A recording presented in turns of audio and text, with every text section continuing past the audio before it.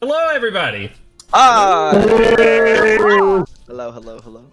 We're always gonna have that sudden bass drop from the Discord every time everybody says hello. It's okay. I love it. Hello, everybody. Welcome to this week's episode of Hard Knock Dice. Ganowin's gonna start us off with last week's recap with our party. So go ahead and take it off, Ganowin. Yeah! So, after we had gotten out of the spooky death realm, we had to have a bit of a conversation with our newly acquired companion of sorts, Kaushik, and we had a bit of a talking to about why she had been there and about what we were doing, and it kind of ended up with that she would tag along with us for the moment because she believed in our cause of rescuing kidnapped children, which that would make sense. We then proceeded on to the cathedral within Flamekeep to collect our reward from the Keeper of the Flame. And we got there, we spoke to her. She has a really big demon animal thing that she treats like a dog that is weird and creepy. But after it was dismissed, we spoke to her and we were able to collect not only her most sincere gratitude, but as well as the boat of the child traffickers that we had slain as part of our reward. Gandalwin then proceeded to ask to speak to the keeper privately in order to ask her some questions of his own. Upon doing so, they were in a separate chamber where she performed her foretellings, and he inquired as to the means to resurrect his parents. There was a bit of back and forth between him and the keeper before she showed him a vision of his past with his parents telling him a bedtime story before a flash forward to what is presumably a foretelling of a possible future of the keeper resurrecting his mother, but then her immediately dying afterwards. She explained to him that clearly there were some ties to his past, and if there was no way to circumvent it, then he would not have been shown anything, and so that he should do with that as he will. So they left the cathedral and then proceeded to the dock to check out the boat, upon which we would depart and was part of our reward. And we looked around it a bit and then set out to acquire our things and some extra supplies. During this time, we also acquired a butler via Crowley, butler guy, attendant, who's a half elf who's very uptight. After getting him acquainted with the ship and the rest of the crew, we all kind of settled in. I had some dinner, got a little better to know this butler before turning in for the night and hopefully preparing to set sail from Flamekeep. I don't think I left anything out. No, other than good conversation between Artyom and Bill. This is true. Where they did some top deck bonding. Yeah, that's about it. Yep. We left at the night of the night that you guys were, or this team was wondering if we were going to depart or not, if you were going to depart during the night or if we were going to sleep here on the boat, settle in, and go at first light. So I'm going to leave it up to you guys. No, the boat kind of takes itself, right? We still have to steer. The boat propels itself. So you can put the thing in the rudder so that it goes in a straight direction, but the waves are still going to knock us off course. So someone has to check every couple of hours, make sure we don't go too far off course or into land. Yeah, that'd be bad. Though I will say it was mentioned that Artyom can navigate by the stars, so this is true. I would also like to say that while Crowley, that's a good idea for open seas, you guys are going to be for a while in between two banks as you sail up towards the northern seas. Which is even more reason to have someone watching. Absolutely. Oh, yeah. And going slowly. Psh, full speed. Go speed racer. That's probably copyright. I shouldn't say that. Fast as fuck, boy. I don't know. Go. So, are you guys going to be heading out at first light, or are you heading out tonight? I am drunk, so I say we should all super go tonight. Absolutely, 100%. Gandalf is below deck, so he doesn't care. I think with our navigator drunk, Captain, There are Captain so many Prevalently stars. should Okay. make the call. There's so many stars. Look at all these stars. There's like 12 of them at least. Crowley, as you're kind of below deck getting your things together, Erish walks up to you and says, "So, are we departing tonight or tomorrow morning?" I'll be awakening pretty early, and we shall go then Very well then. with the tide. There are no other needs, then I will take my leave for the night. Yes, thank you. Fucking Fix it. Fix it. It's not supposed to leave when you do it like that. I don't know why it left. Maybe there was an update. And I also did dash join it. Still didn't join back again. It's not coming back. Oh no. Oh, We God. broke it. Uh-oh. Momentary technical difficulties. Gorham's just going to be slid to the Just right a little lean. bit. Just lean. Hold on. There you go. There it is. Sliding. Did it finally come Don't back? slide.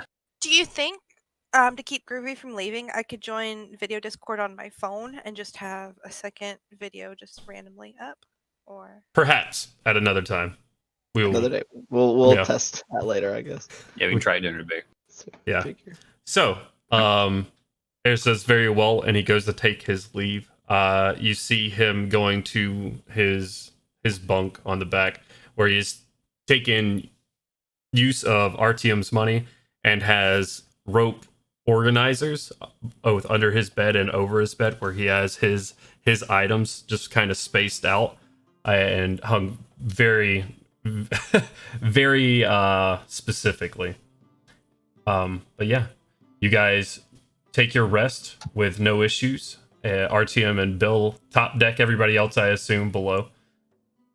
And as you guys sleep through the night, some a little bit more inebriated than the others, you come to with the first light.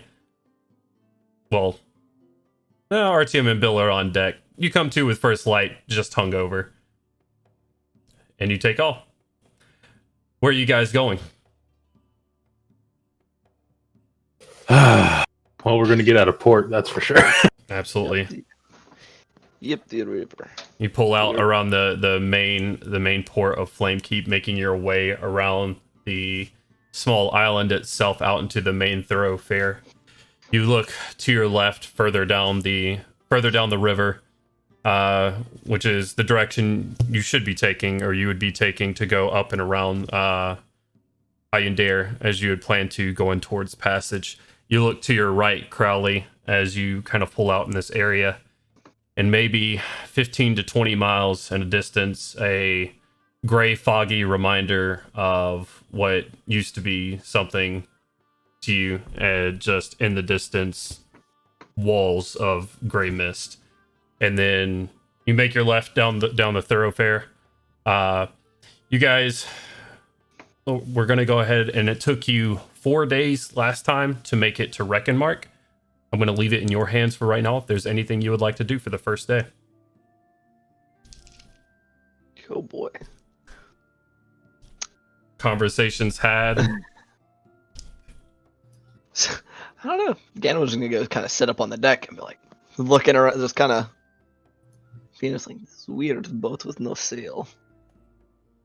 Well, right. Is there- Go ahead. Is there a main mast with like a crow's nest or anything on there? Yeah, there is a main mast, and you do have like backup sails on this. They are currently folded down, but we'll say you have a small crow's nest. It's about 25 feet in the air. I will get Baron to stay up there. Okay. Bird takes his order and just perches up there. What's Baron's perception bonus? 1. Sick. Sick. Nice. Isn't he an eagle or something though, or some kind of? Oh bird no, it's 4 special? actually. I'm sorry. Wow, Okay. that's crazy. Board's big perception. Bored. Board has big perception. Perceives all of the things. Well, Gorham's gonna go Ooh, that track equals. down Kaushik on the ship wherever she is. Roll a survival check. Huh? Roll an investigation check. That one. She's nowhere on the boat. You guys left her. We have to turn around. No! Easily enough, you find her. Kaushik, what are you doing on this boat trip right now with all of these people that you barely know? I am obviously downstairs. I am below deck, working still on setting up the station that me and Milo were getting together for potion brewing. Okay.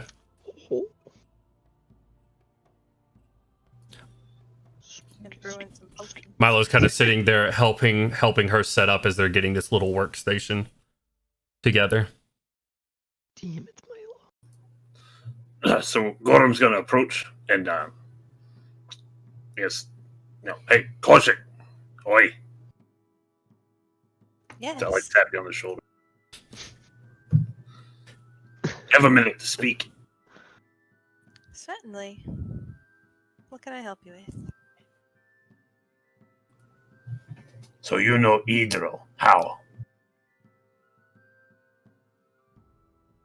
It's a long story. One I'd particularly not like to get into currently. Just know that he is an enemy of mine.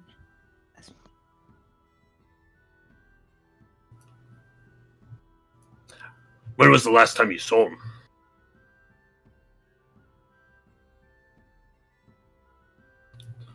So When? When? Okay. It's been almost a year. Yeah, I know it's been a while. Luckily. Where was that? At our in Karnath. Well, that much I already knew. Anything else useful you could tell me about Idro? His goals, what he's up to lately? Are you aware of a group called the Emerald Claw? Am I? Roll a history check.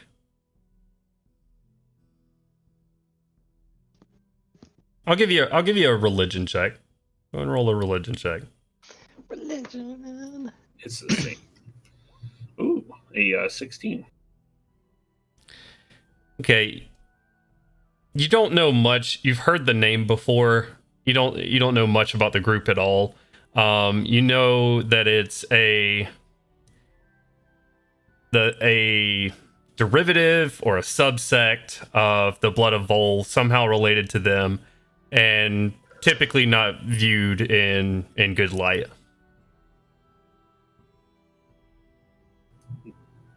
I believe I've heard of the Emerald Claw, some offshoot of the Blood of Vol.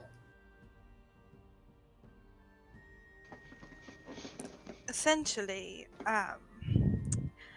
after the war,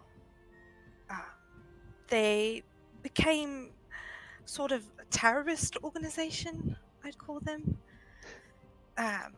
He is a member. That much I know. I rolled for Milo since he's right there. I rolled a nat 1. Sorry, Milo. Poor baby. Sorry, He Milo. has no clue what's happening.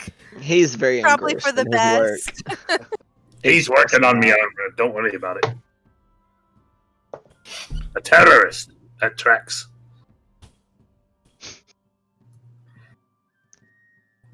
Why are you looking for them again, Gorham? Milo pipes up. I'm looking for Idro because he killed my uncle. Oh. I'm so sorry to hear that. How long ago was that? It's a long time ago, lass.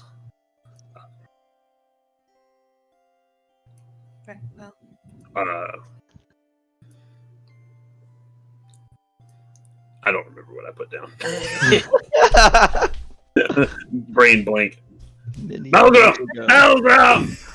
What, brother? don't bother your brother. It's fine. Long ago is enough. He likes being bothered. Don't worry about it. You hear him, Malgrim, Malgrim, what do you clump, want, clump, clump, clump, down the stairs. How long ago was it? Either you were there.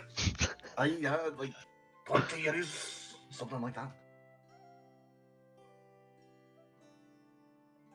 Right, There you well, have it.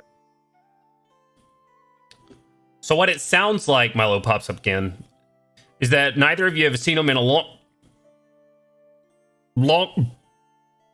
I'm gonna be sick, and he pushes past you and goes up deck. Anybody up deck, you see Milo get to the edge and just sit there for a second, turning a pale green color and just over the side. You're vaguely from up the deck. What are you doing? I'm gonna Why are you follow throwing him up? and make sure he's okay. Okay. He's clinging onto the rail right now as the boat kind of slowly goes back and forth. Let it out. As you pat him. No, I'm not feeling well.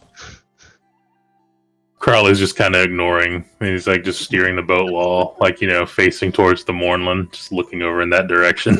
What a Right. captain. So aloof. I have a quick. Someone's driving at you guys right now. Just I have a quick question. So, can lesser restoration technically cure the sickened condition if it's brought on by motion sickness? I don't know. You could certainly try. I can't imagine Sure. it wouldn't continue to come back as the boat continues to swoosh. You gather it, you could do it. It would cure him for a while, but if this is going to be an ongoing condition of the motion of the ocean, Oh no. that it would probably come back. Yeah, I'm not that mean to just be like, be sick and then be sick again and never get used to it. Yeah. That's fucked up. Sure. Wow. He'll learn. Yeah, I'll probably give him some concern as well on the deck. Offer him a drink to wash the taste out of his mouth. What sort of drink do you offer him? Water. He offers him water. I don't think I even have. No, I do have a water skin. Oh no. But It's it's full of wine, though. That would be a wine skin, Ken. Come on. Not if it's made for water. Anyway, I will offer him some liquor. Okay. He's not looking at you as you kind of just Just a sip. he's not looking at you. He's still holding it. As you hold out, he just kind of takes it and just it sputters like, no, not right now, thanks, and kind of holds it back out. Okay. I'll offer him some water. He gladly accepts it. I kind of rub around the edges of the the bottle I handed him. Okay.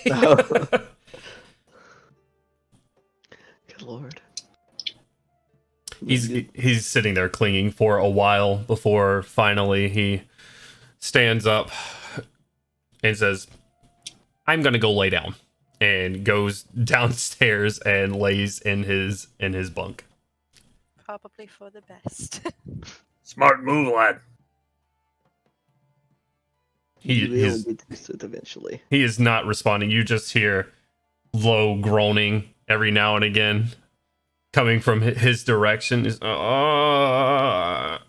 And takes a bucket of some sort and just puts it right there by his bed. Do not throw up in armor. Be very unpleasant. Wait, where's your helmet? Keep helmet off. He doesn't. He has a bucket, not Milgram's helmet.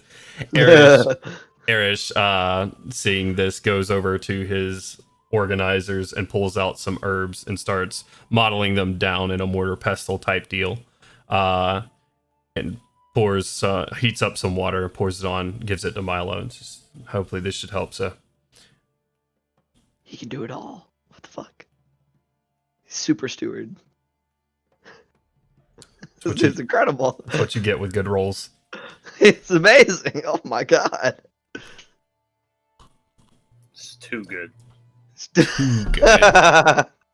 I'm gonna climb up in the crow's nest after the bird is up there for a bit. I'm like, I'm gonna go see up high. I'll just sit up there for a bit. Okay, looking for anything particular or just looking? I don't know, just kind of looking around because I was down low last time, so I'm just kind of hanging out up there, swaying the big sway because we're up high on this on the mast. Right. Woohoo! RTM's bird still perched up there, just kind of hopping from one side to the other every now and again, kind of just keeping his eyes out. Make a perception check for me, Gandalf. Hello, board. That's actually I forgot my perception is actually pretty good. It's an 11. Okay. There's a little bit of traffic here and there. Not too much. Not busy this far away from Flamekeep or any major port at the moment. Still having the Mournland in vision. You can see it from now. You can see it from miles away. Just this sort of dark gray wall behind you guys, getting further and further in the distance. And if nobody has anything to do, we'll go ahead and go to the second day. Day 2. All right. Fight. Another good day at sea, or in this river at least. Nothing really going on. Anything you guys would like to do?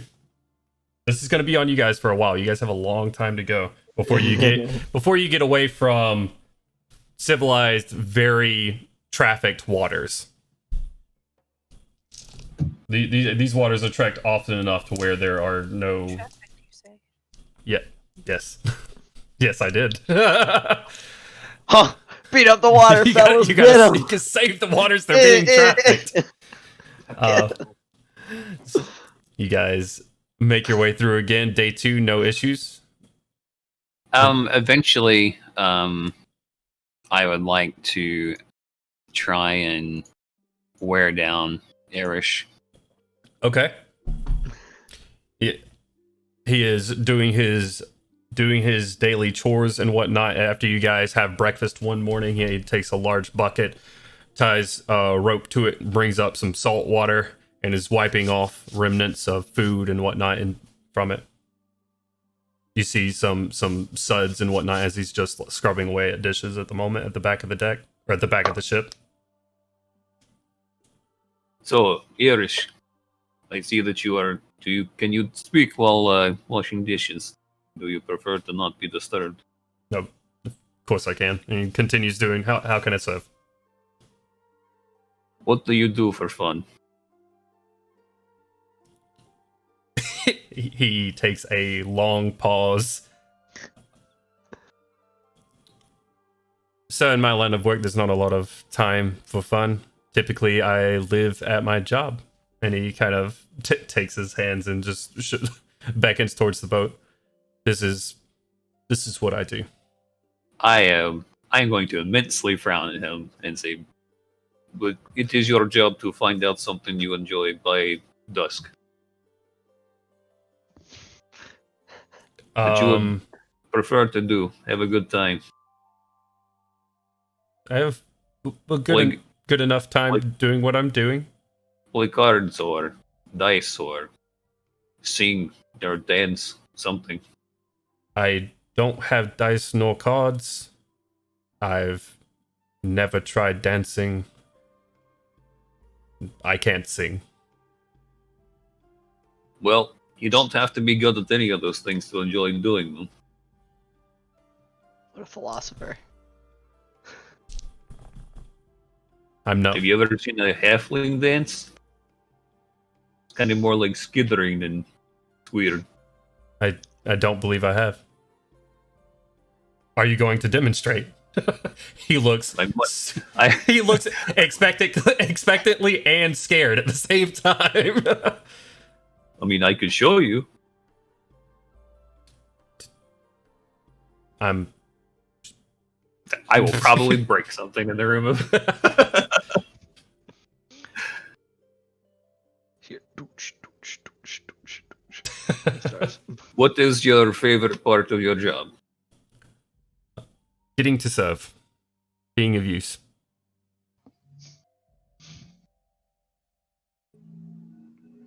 I am very confused by this. Well, I just find purpose in serving others, in being able to make another's life better, to be able to contribute to another is the highest gift I can give. All right, but if someone were to give you a gift, what would a good gift be?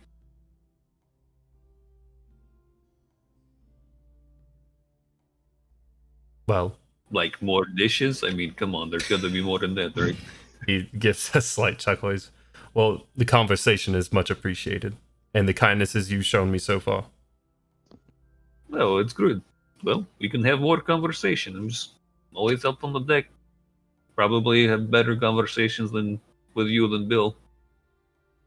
He just wants to get drunk all the time. I don't mind, Bill. You catch him scrubbing the dish, but just kind of looking at you slightly confused. The Bill, the Dinosaur. Yeah, he speaks. yeah. I can talk to him. Oh, and drinks. Yeah, he drinks. He drinks very well. Quite a lot. He's a big dinosaur. He's a big fella. Probably maybe he shouldn't drink so much. He's getting a little weighty.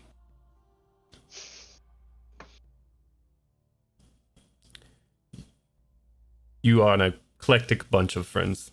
This is certain. Yeah, well, we are good friends. So don't hesitate to ask anyone for a favor or I don't know, conversation. I'm not good at either of those things, but if you need a listening ear, I am proud to lend one. Well, I'm not going to sit here and force you to tell me about your entire history and background or anything like that, but we can have conversations so that you aren't basically like a warforged or something, just like a robot that goes around and does what other people ask him to do. That wouldn't be the first time that comparison has been made. Well, I hope I did not offend you there. Not at all. All right. So, have you ever played dice or cards or tried to dance or sing? Never tried dancing. I believe I've tried singing once. It did not go well. So I'm not a fan of either. Okay. Well, we'll figure it out. You go ahead and finish up your work, and probably tonight we'll get drunk and we'll sing and dance, and then you won't have to feel so bad about making an idiot out of yourself because we'll be doing a better job of it already for you. I appreciate the officer, but I do insist I do not drink. Right. I'm saying we'll drink and you can stay sober and laugh at us more than we could ever laugh at you. Very well then. All right. I'll be on the deck. Just gonna walk away. Okay. He seems to enjoy the conversation. He continues on with his work, finishing it up. He catches you later, and what was that? Me finding something by dusk tonight. That this was a joke, yes. Yeah, I mean, I'm not going to force you to find something you enjoy. There's an immediate sense of relief from him. And he's very well then. Let me know if I can do anything, and he goes back down below deck.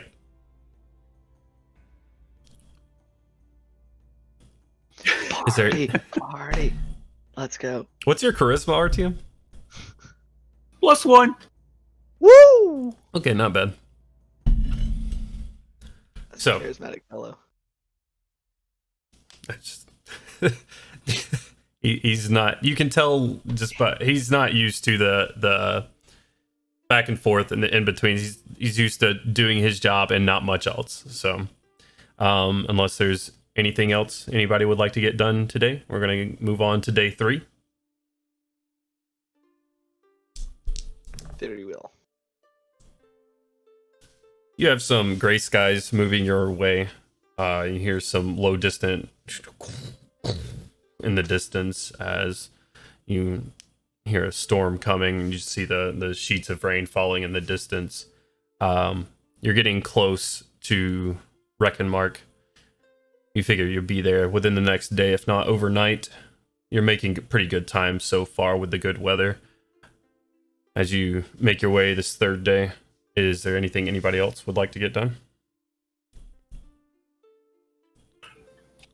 Crowley's going to start, during their nightly dinners while everyone else is drunk, he's going to start playing some music. You can play music. He's going to start playing. It's going to be very, it's going to be music coming from, I guess you wouldn't know where it's from. Don't worry about it. More lament. Can we roll for that? I'm sure you've never heard it before. I'm sure you've never heard it before. Roll a history right. check, Gandalin. Yeah! That's a 12! You have no idea the origins. Damn it!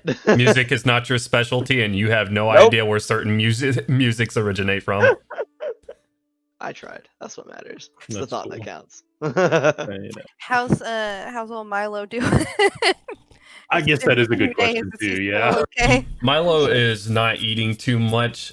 He has a small plate next to his bed, and Erish sort of takes his time looking after him, giving him some teas and whatnot, and some different herbs to try and help with it. He's not throwing up as much. Whatever Erish is doing seems to be helping, but every now and again you'll see Milo just kick his legs off the bed, sit straight up for about 45 seconds, stare into the abyss, and then just go into the bucket.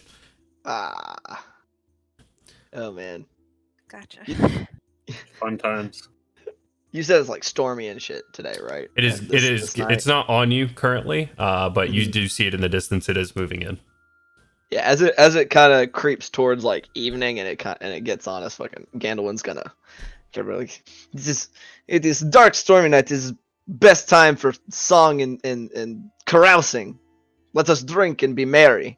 Yeah, I would just kind of definitely, encourage everybody to like, as a group, just have a good time during the storm.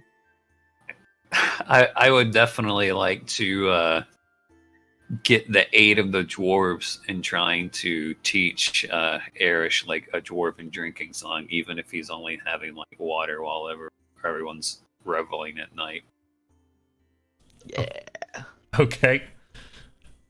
No. Oh yeah, I forgot about that.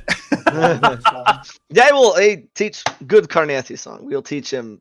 I only know army songs, so close enough. He'll learn marching song, and that Gandalf will try.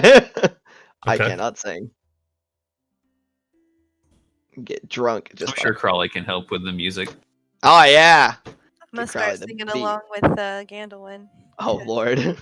Oh Just shit, fucking- she knows it. I know. Oh yeah, you were around, so you would have heard it. So it was just like they're like pounding fist until Crowley gets the beat. Oh, I almost lost where are my lyrics at? Whatever. I think I remember them. Close enough.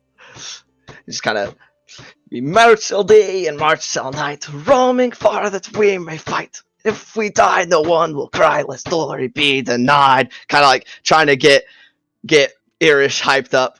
Make a performance check for me. Yes. I'm not good at these either. That's a 2, but that was a nat 1. It is terrible. It is the worst singing ever. Like, he's fucking like tone deaf as balls, just drunk off his ass. That's fine. It's hype. That's what matters. But he's having a good time. And Can go ahead, Darcy. can Koshak give him advantage since she's also singing with him?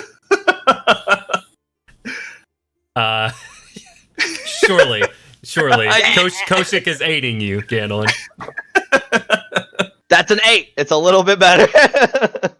As you, Artyom, as you try to every now and again persuade Erish to have a drink, and the drinks are just flowing throughout the night. As you guys are having a good time down here, Gandalf gets a little bit too sloshed too quickly. He's sort of outpacing the group, and he says, he gets everybody in for this drinking song. At one point, his slams of his tankard start outpacing the lyrics as well. So go ahead, Crowley. I'm gonna say Crowley's like, playing an instrument, and he just like, rather than play the song like it should be played, he's gonna match it to Gandolin's. It's almost like a free form flow at this point, but that's a 20 to performance from Crowley's side. Crowley comes in and starts helping, and it starts bringing it together. And we have some sort of, while it's still off tempo, off beat, there's some, he starts to blend it together. Gandolin and I'll say Artia, make perception checks for me. Oh, that's natural God one. damn it, that's an 8. All right. Woo! No worries. Weird, bro. Why couldn't y'all roll like this again? Because we would die. We would have died. Oh man, we're sticking to the name at least. We're sticking to the name. We're on brand today. All right. You guys start singing, and it's still, regardless of the performance and it not being top notch, it's a good time at the end of the day. Just kind of being and connecting. If anybody would like to have any connecting moments before you go to sleep tonight, as you all get a little bit looser. Does Kaushik drink? Not a lot, but she does. Okay. What about Crowley? No. Okay. I just assume the dwarves are taking part. Okay, all right. I figured that was a safe assumption. That is kind of a question. If we're all trying to have a good time and get Erish to sort of crack out of the shell that he's lived in, how are the dwarves feeling about the inclusion of a half elf in these revelries? Are they just kind of like off to the side, not really participating, or? It's a good question. Well, I mean, you could drink, just whatever. As long as he's not singing in Dwarvish or cooking Dwarven meals, Crowley. What he said. What does Gorham do this night in particular? After Gandolin, as he sort of makes his way, stumbling to his bed, and everybody else is sort of laying down, what is Gorham doing? How does he end his night? Was it Gorman this night? Yeah. Like, everybody's going to bed? Everybody's starting to get their things, starting to lay down. Yeah. Is Milo still here? Yeah. Or is Milo even coming out? Milo never joined for the revelry. He's still sort of laying in bed. You see with him with this like throw over blanket, but obviously like he's got large dark armored boots sticking out from the bottom of the throw, and it's just sort of like armor poking out from all sorts of facets from him. Yeah, he's not having a good time. Once everything kind of settles down, Gorham's gonna just wander off the bed probably. Okay. Not much to do on a ship for a dwarf. Right. Okay. You guys make your way to bed. Who's going to be keeping watch on deck? Probably Crowley. All right. Crowley, you go ahead and make a perception check for me. Charlie's keeping watch, but I am also keeping watch. Okay. You also make a perception for me at disadvantage, please. 18. Sure. Okay. 13. Okay. As the night continues, the storm starts rolling in. Starts hitting the deck of the ship. It's a fairly good downpour right now. As you make your way through here, good perception check from Crowley keeps you from There's a couple of ships that kind of coast by you in the middle of the night, but seeing the torches and everything, you guys make sure to steer out of their way, not getting too close to the shores or anything. So you guys make your way down without issue. All right. Is Crowley sleeping tonight, or is Crowley gonna be sleeping during the day? Crowley's probably going to sleep during the day. Okay. He's probably like taking naps during the day just so he can be up at night. Okay. And then he'll probably pass it off to Gorham. Okay. So, is RTM gonna try to stay up all night, or is it just keeping a watch out until he passes out? Okay.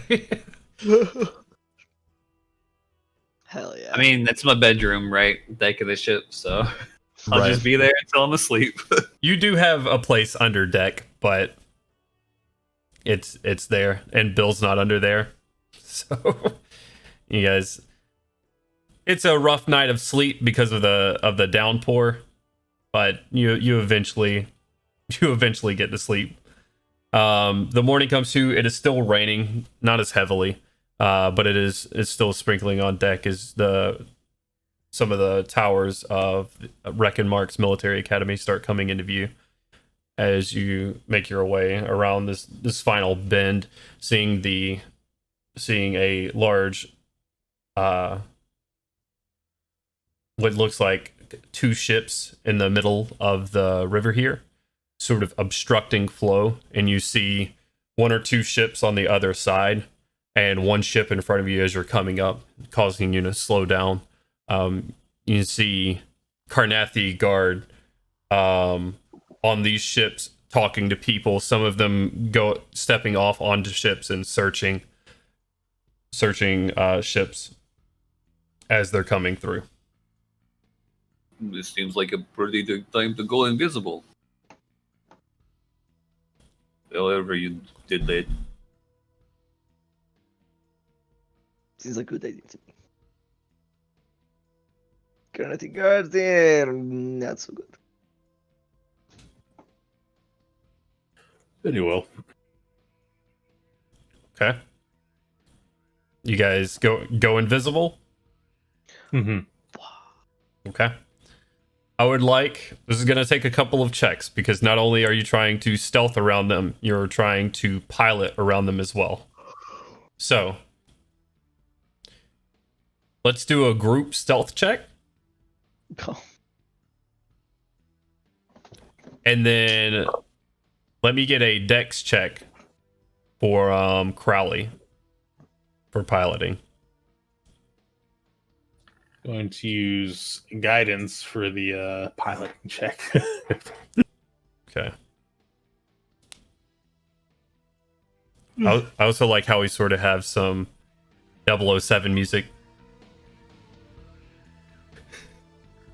going on in the background right here. Well, that's a big roll right there. A mighty 6. 6. Go ahead and shout it out when you get it. Everyone 20. except for Crowley. 20? 22. 20. Unless we have advantage. 13. 13. It would pass without a trace help with this? Yeah, I would say so. Oh yeah, I'll cast that then. Okay, so that turns into 23. And then what was yours, Melgrim? 13. 26 for me. 23, 26. Okay.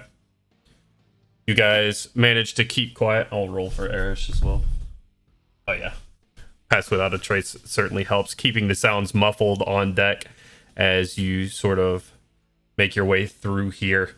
You're getting to the point where both ships, and you're going to have to make your way. Both ships are sort of parked long ways in this river right now, where it comes closer together. And then currently just about enough room for two ships. You could possibly get your ship on the right side, Crowley, behind the other ship in the shore.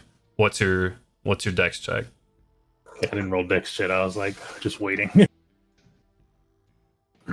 Oh, lads. Let's see.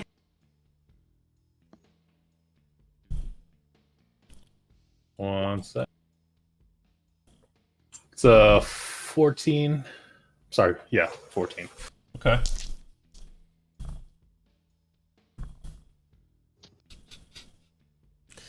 you make your way down this coast, getting pretty close. You do hear on the bottom, anybody below deck, you hear a little as you scrape something on the bottom of this river, getting a little bit too close.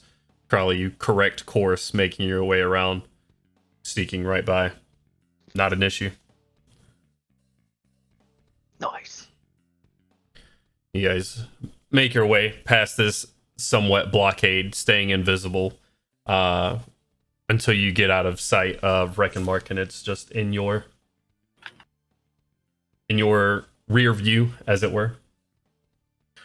Yeah, once we get far away enough, and then a little bit more, he's going to bring down the invisibility, because that's dangerous on such a well-trafficked river. And then he's going to pass the wheel to Gorham. Okay.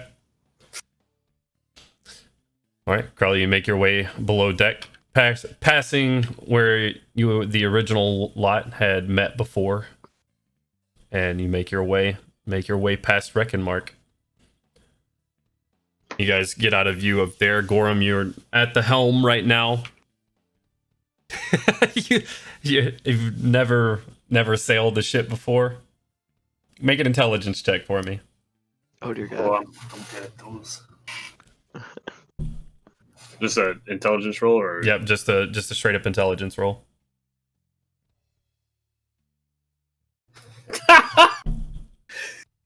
Oh no. mighty 4. Yeah. Particular likable piece of furniture. Crowley, pretty exhausted from the night before, so sorry. Gorham pats you on the shoulder and goes down deck. Gorham, you stand there. You're pretty sure if you turn it left, it'll go left, and if you turn it right, it'll go right. But other than that, you're not sure of anything else. Sounds about right. It's also a little bit difficult for you to see around the wheel and its attachments. I guess it would be told. So are you saying that during the day Milo gets disadvantage on any con saves he has not to be motion sickness while Gorham's at the helm? It's certainly not helping as you guys carve your path through this river. You are, imagine Pong, but the riverbanks are the paddles, and your ship is the ball as it coasts from left to right through this. You have several ships who see you bouncing back and forth and start correcting to get out of the ship's way, and you get a couple of angry sailors from what the hell are you doing, yelling off I'll yell ship. like, He's new. Oi, get out the way, you idiot! You hear from the crows. He's just a dog. Go He's never fuck driven a ship." yourselves! You're on wrong side of river. No, you are! You just see them put their hands on their hips and give you this right here from a distance. as they start to correct back and going down the way. Aggressive gesturing over the wheel. Yeah. You don't see one hand. Just one tiny fist above the wheel. Perfect. Okay. You guys make your way past Reckonmark for a while. It's getting night. The storm still. Oh man, that's such a good image. Sort of settling now. Still a light sprinkle coming through. Chilly as you're passing by these waters. Anything anybody would like to do?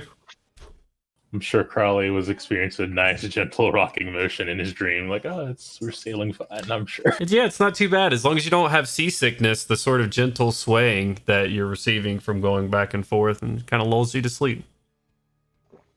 Dear God. To be fair, anything could have lulled me to sleep at that point. Fair enough. Sleepy boy. You get a slight shake on your shoulder, Crowley, as you come to well rested. You've slept. It's probably 2 or 3 in the afternoon by this point. and it's Erish, and he says, "So your meal is ready." Oh, yes, thank you. And he's gonna get up. Like he doesn't have a mask on. It's just like black swirling tendrils over his face right now. Just wisps of shadow as he sits up. It is as we spoke of, no? Of course. Thank you, Edish. That will be all. Okay. He turns around, leaves the captain's quarters, and you see a meal as you requested right there on the table, and as well as a small goblet of wine. Crowley will like lift up the lower half of his mask and take a sip of the wine and kind of just, savor it for a moment before digging into the food. And just a very soft, like,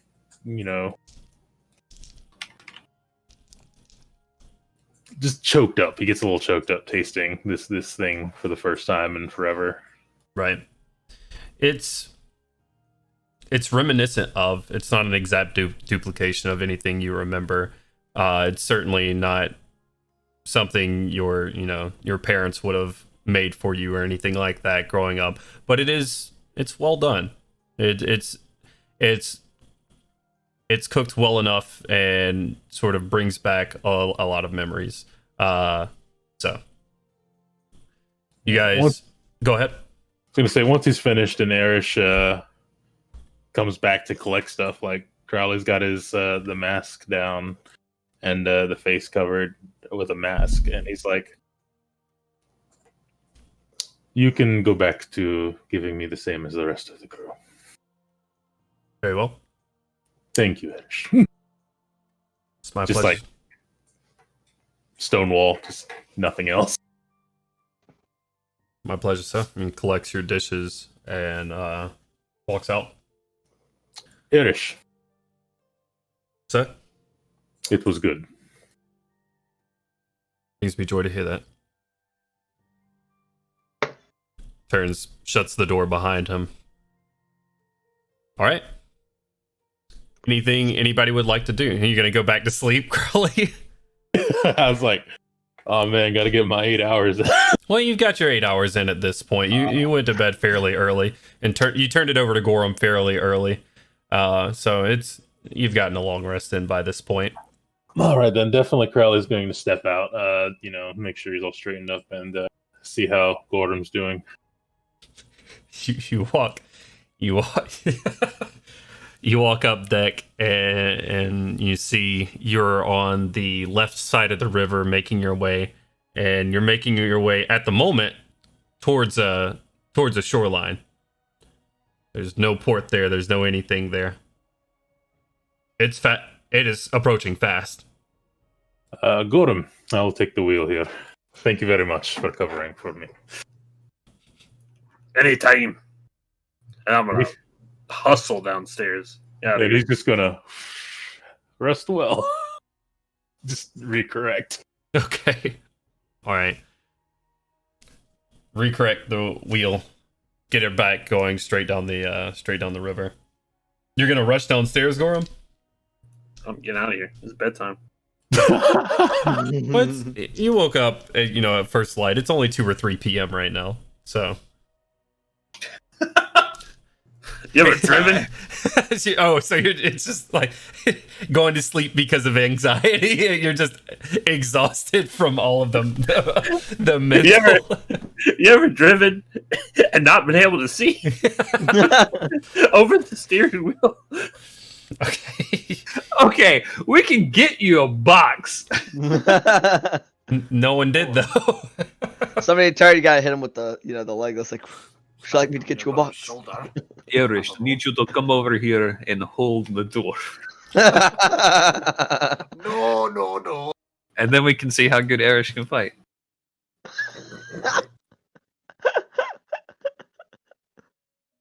Oh no! Don't do that. I'm not. Jesus. Okay, so I guess throughout the day, I'd probably badger Erish more about finding something that he enjoys. Okay. That's fucked up. Poor fella. Not to be like an asshole, but to still, promote that he should find something to do that he brings enjoyment at that isn't predicated on simply fulfilling the whims of someone else. Right. He says, "Well, what do you enjoy, sir?" I like to hunt things and kill them and eat them. I like drinking, like Bill. I like having a good time with friends, celebrating, laughing, making a fool out of myself in good fun. He's like cataloging these in his mind as you go down this list to see if there's anything he can tie a tether to and perhaps enjoy himself. He doesn't seem to be having much luck doing so. You seem like you'd be the kind of person who would enjoy collecting things. Yeah? Perhaps. Yeah. Like spread out and perfect or something. Very orderly type kind of thing. This does bring me enjoyment. Why didn't you just say that? Is there anything you think would be interesting to have a lot of different kinds? He sits and thinks for a moment. I don't know, like spoons or coins or bugs. Candles, he says. Candles are nice. Okay, candles. Yeah, I mean, you can collect all kinds of those. They have like scented candles and stuff too. Exactly. Okay, so you like scented. Do you make candles? Do you know how to do this? Oh no, not at all. I enjoy them. I don't know how to make them. I could try. We will ask Mike. He makes order. I'm sure he knows how to make candles. I believe he may be out of service for some time. Yeah. Well, when he gets better, Of course. we'll figure out how to make candles, and then you can make candles, and the boat will smell amazing. This sounds like a plan. God, yes. I don't even know if I wanted to sleep below deck. It smells horrible down there. I mean, I don't. It's nothing against you, but he eats like a handful and just pukes out gallons every day. Maybe at the next port stop I could buy some candles as well. It did not occur to me. Apologies. Well, I'm not. What? This is a hobby. It's not your job. What are you talking about? Don't apologize. He's having a hard time We're going to- separating the two. We're going to go get you some candles, and then when you're not doing anything, if you like, you can, I don't know, make more candles or mix them together, or I don't know how any of this works. Neither do I. Will you find a book? Do you have a map? Where can we go to find a book for candles? You know that Crowley does in fact have a map. Is he asleep? No, he's awake by this point. You're looking at 2 or 3 in the afternoon. All right, we'll go find Crowley. Crowley, we need book for candle making. I'm afraid I don't have that on me, but I've never seen you make candles before that weren't magic. there are plenty of candles to be made where we're going. You could find perhaps some candle makers and stuff there as well. All right, we will find candle makers. You will learn how to make candles from a book, and you'll make all kinds of exotic candles. Carl is like steering about, and he's going to just kind of look at, the elf. Do you like to make candles? Maybe. I've never tried. I enjoy candles themselves. Well, there are quite a few where we're going in Sharn. There are We will find you something good. You have performed great services for us. I do not doubt we can stop and find you some. They've got like at least 5, like, tons of candles. What do you like? Beeswax candles? Scented? What is going on here? I do quite enjoy scented candles. Being able to capture anywhere in the world with waxen scent is quite amazing to me. Then I think perhaps for your first voyage with us, we shall give you a stipend, a bonus, as it were, for you to go buy some candles you like. Among whatever else our friend here is saying, Artyom. Right, we could, you can make his own candles. It's gonna be more of a hobby. You can collect things, sure, but I mean, you can't find a wild candle, flying through the wilderness and go, ah, yes, I want to add to my collection. Crowley's gonna kind of raise his head a bit. You're not forcing him into anything he doesn't want to be, and are you, Artyom? He completely chose this on himself. Looks to Erish gives you a slight nod, Carly. This is true. Well, Artyom has helped me with a bit of introspection. I've stumbled across this on my own, I suppose. Excellent, then. I see no problem here. Then we shall do this when we get to Sharon, no? This sounds... Yes, I'm excited to do so. Excellent. As he says he's excited to do so, there is still very much a blank expression on his face. Wait, if Erish is coming with us to Sharn, who's watching the boat? Bill, no. You hear Oh God! you hear a weird voice come up that you never heard on your boat before. That just occurred to me. I'm sorry. It's like, wait a minute. Well, maybe we can find some stuff in Passage if we're stopping there. With the boat. Yeah. Passage. We'll find him more candles while we're in Sharon, I should say. Extra candles. Look at this. This is your bonus. We just dump a fucking bag full of candles on his lap. Like, here you go. And that's good. They're shopping for candles. So I just bought all of them. Oh man. We buy all of the candles. May have stolen a couple. Hope that doesn't bother you. Why can't I hold all these candles? Okay, but yeah, now that we have an avenue to make Erish turn into I don't know, I guess more of a human. Yeah, an actual person. How offensive. A robot person. He is an elf. He's half human, half elf. Close enough. Listen, I'm pretty sure I'm a human in character anyway, so. You're right. Maybe Artyom should be our HR department. That's right. Steers wheel. Everybody included. I feel like I need a real wheel here so I can just RP with just like a wheel turning around. That's what our imagination is for, Matt. I know. I'm gonna get. You're gonna come back after break, and it's just gonna be like paper mache wheel here. Yeah, that'd be fucking sick. Impressed. Matt, you just gotta get like a fucking tube, like a fucking paper towel tube, and you just hold it just like this. Oh. Nobody will know. It's indistinguishable from the real thing. Anyways, moving on. Gorum, as you come back to later on during the day, you're aroused by some smells of risen from bed, not in a sexual way. I can't say anything around y'all. Can't say anything. You're all children. Imagine a dwarf being aroused by an elf. There is no one around currently, Gorum, but you are wakened by the smell of coffee and a meal sitting right there by your bunk, sort of off to the side, sitting there. No one currently around, but it is there and waiting on you for when you wake up. Ooh.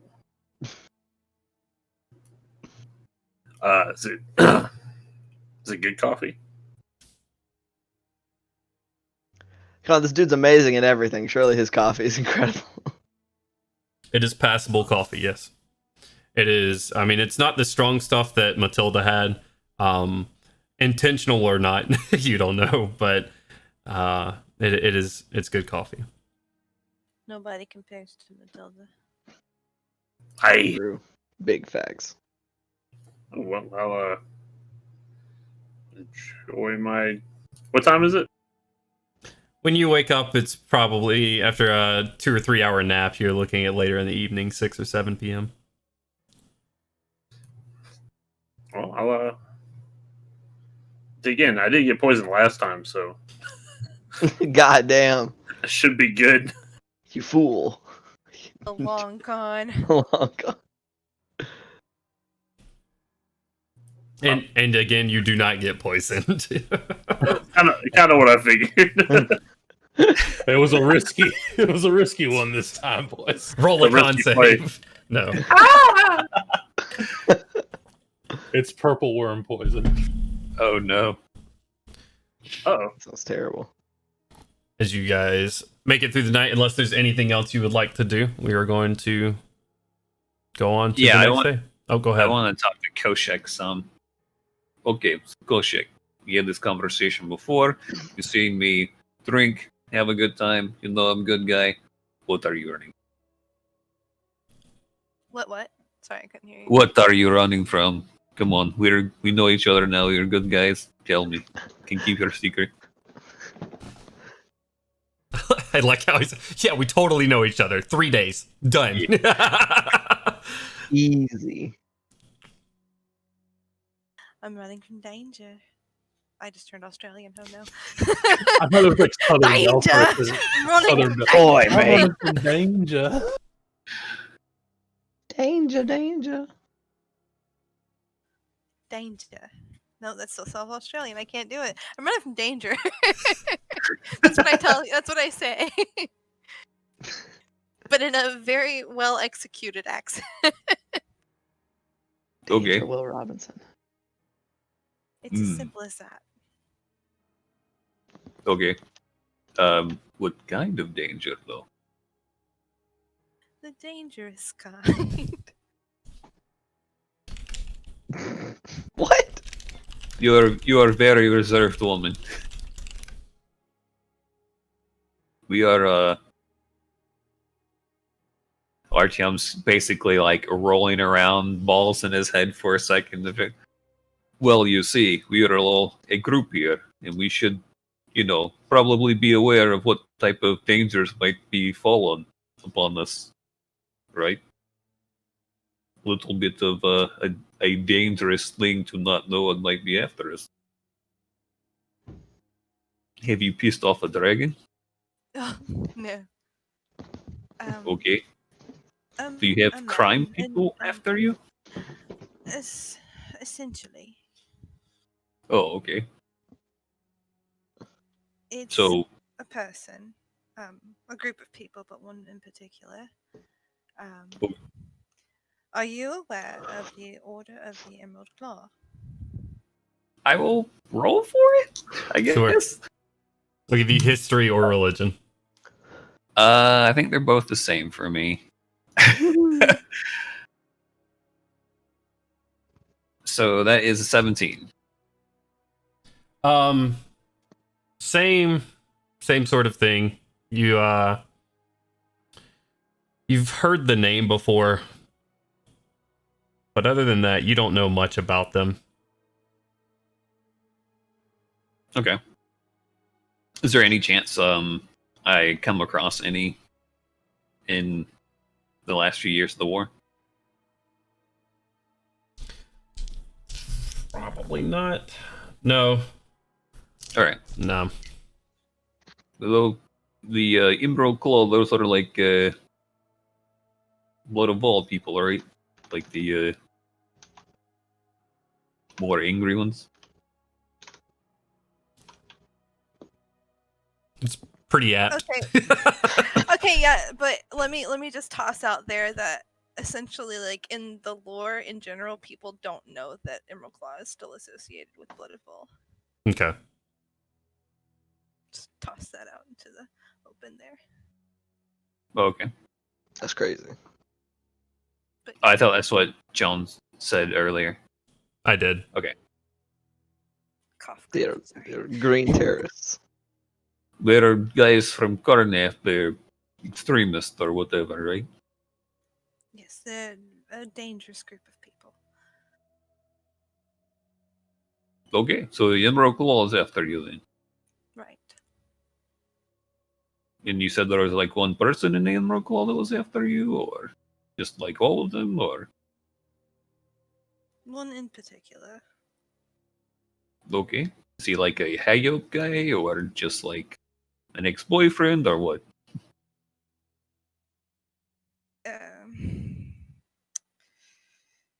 He was my captor, I suppose. That's not good. I don't know if you recall, whenever we first met, I did mention that I was on the wrong end of a very specific group of people. Right. Traffickers. He is the one who purchased me as a child. Oh, yeah, that's not good. Yeah. So he just kept you around? No offense, I don't really conceptually know how that would work. So, when I was very young is when this happened, and I didn't know he was not my father. So he raised me as my father, and about a year ago is when I learned he was not my father. She started to tear up a little bit. And so that is when I left, and that is how long I've been running.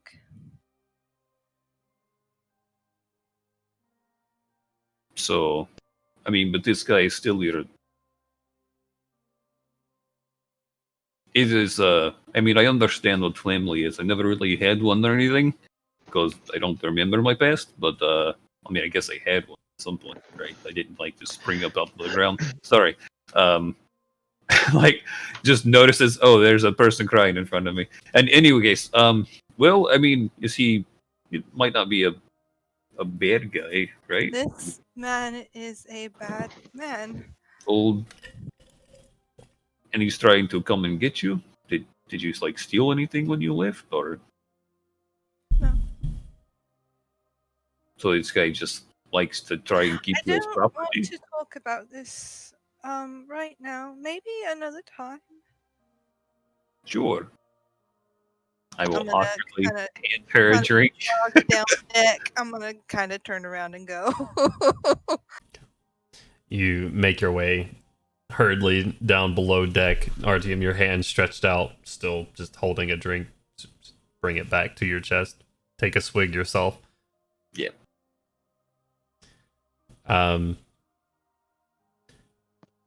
You I'll guys probably turn to be like, well, that's not where I expected it to go at all. Like, well, shit. You made her cry. Indeed. Asshole.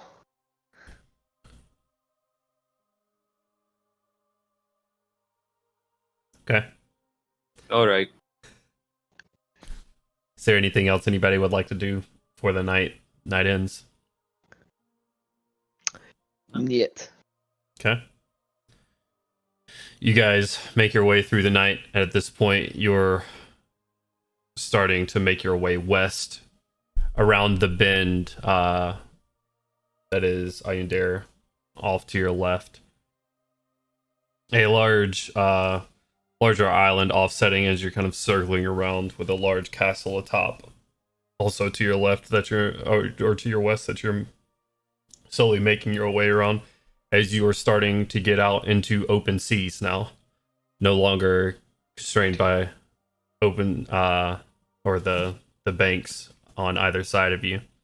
Is make your way out into the open sea, keeping the shoreline off to your left as you start sailing west around the continent. All right, you guys head to bed. Some little bit later than others, just memories rolling back in your head, being brought up by conversation.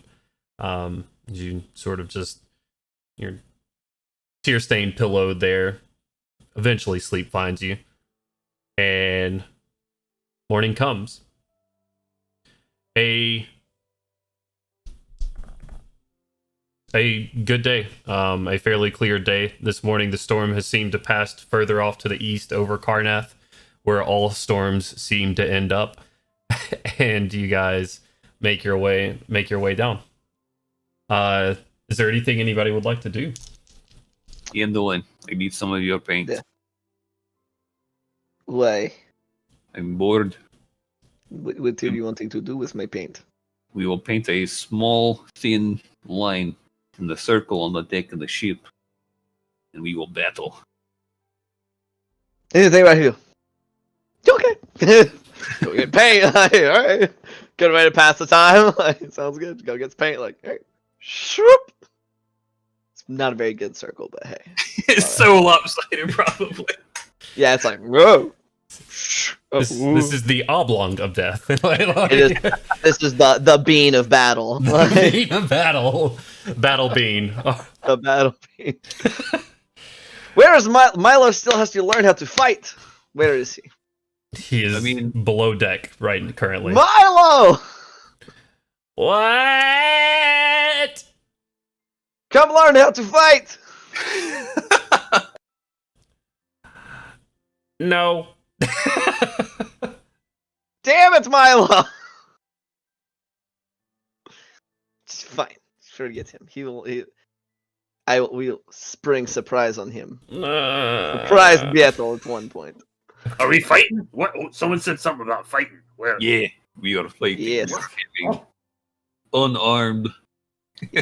Championship ring match. Oh, championship. So it's not sparring. We are fighting. Okay.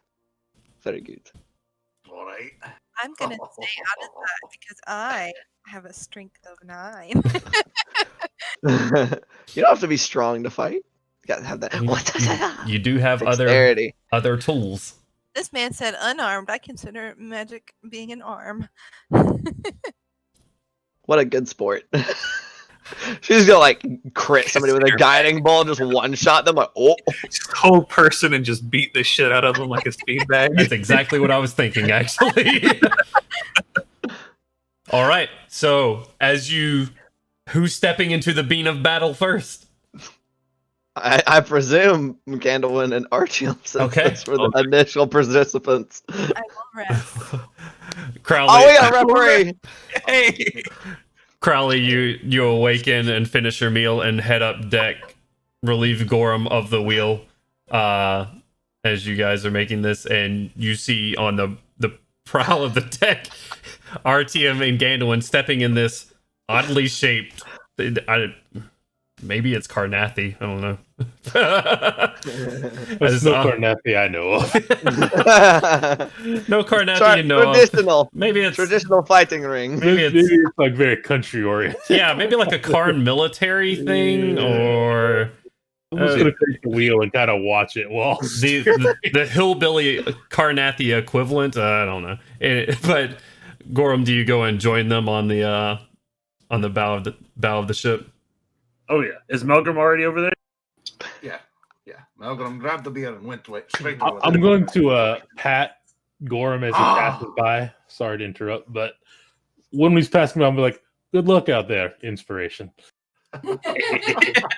Okay, I've got to back my first officer. That's fucked up. Seeing kind of gathering what's happening, you see Erish briefly disappear down deck, and then comes back up with this little handheld sort of crate thing, with just sorts of gauze and gauze and other like a needle and thread. Band-Aids. And he comes. I've seen these before. They can sometimes get quite ugly. Yeah. So it's I was gonna give him a thumbs up. Artyom and Gandalf stepping in. Sure. I'm probably about to get my ass kicked so hard. I don't know. I've been rolling like dog shit, so you're probably gonna be fine. What are you two trying to go against the brothers? Gorham's gonna This small bit. elbow Melgrim, and I've got a gold on Artyom. Holy I'm about to shit. get my ass kicked. I want to run down the stairs real quick and see if I can Alright. convince Milo to at least come watch. You head downstairs, ask him to come watch.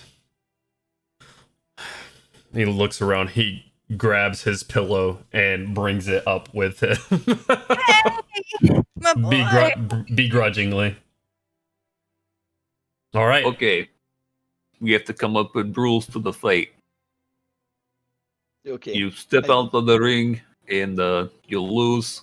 and if you fall unconscious or get knocked silly, you can't get back up for a second, you lose. Sound good? Sure. Harris You're says- probably just going to throw me out of ring, but okay. You're a big man. I am not very large. If I may, also, you may want to include something. If someone cannot speak or something, a slight tapping is good if they are not able to breathe. Something I've seen. It's Yeah, a that's a smart good thing. rule. Yeah. That is yeah. good rule. All Nobody right. thinks of that in Eric. finance. They just resurrect you when you die. Eris, you going Like a to zombie. Gorum or Milgram? Well, no. Crowley? Crowley and Irish, right? No. I'll. Milo and Koshik. We have 8 people here, You so see, full on. you see, sitting on the side of the deck, sort of one eye open. Milo just shakes his head. No. I don't think I could fight with him in good faith. Okay, so he forfeits Koshik's first winner. All right. Oh shit. Armored thumbs up. Well, I guess I'll step Oh, into the man. bean. Okay. Into the bean, the battle bean. This is staying on the boat. This is not leaving. It's not getting washed off. All right. As you both enter the ring, roll initiative for me. Oh, An Oh no. Excited to see. Yeah, you still rolled better than me because I got a Oh, my whopping 10. Okay. How wide across do we make the battle beam? I figure we make it fairly how big is the boat? Like how wide is the Your boat? ship is 25 feet wide. Oh shit! 20 foot 25 feet wide? Yes. That's how we make it At its widest point, you're up near the bow, which it is smaller up here. But at its widest point, it is 25 feet across. like 15 foot across ish, like 15-foot radius. Okay. So 15 foot, Bean. so 35 Alright. feet across then? Oh, it can't be 30. It couldn't be 35 feet across. It'd have to be like 15 feet total because it's 25 from here to here for the boat, so it has to be shorter than that. Right, It's right. like 15 feet from one end to the other. Okay. So more like a 7.5 foot radius. Boom. But Big it's math. wonky because you got you have 15 foot across sort of, but then it like bows in the middle. It's fine. Okay. It's fine. It's fine. Artyom, you're up first. Are we allowing magic or not? I mean, as long as you don't like accidentally kill me. I'm scared. I don't have sword, but that's fine. Like, Well, Artom's not going to use anything too terrible for the sake of being competitive, but he will use enhance ability on himself for strength. I'm about to get just yeeted out of the fucking beam. Okay. So, yeah. And then I will stand at the ready for Gandolin. That'll be my first turn on his ability. Okay. Do you move towards him at all? Nope. Okay. Stand my ground. Oh boy. All right, Gandolin. In Zangief animation. Oh shit. I have Gandalf's gonna step forward, and I mean, I guess why not? If he's using magic, I'm allowed to use key, so I'm gonna throw a flurry. A flurry blow. Okay. Artyom, you prepare yourself in the Zangief formation as Gandalf sprints at you and unloads a flurry of blows. Go ahead and roll. Oh AC's god. Your AC's 18? Yes. Jesus. Alright. One miss. A 20. For a whopping 6 points of bludgeoning damage for one hit. Oh no. Another miss. Another miss. One hit out of four attacks. I told you were like, I'm about to get my ass beat. I'm like, I've been rolling like shit. You're fine. Okay. That's like only one hit's able to like land solidly on your hide or whatever armor. I will try to grab him. Athletics check of 22. Okay.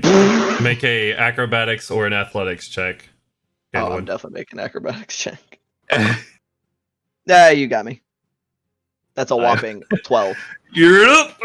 Top 3. All right. Shoot. Move around. There you go. Like, shrug, like, hey, this is what I thought it is.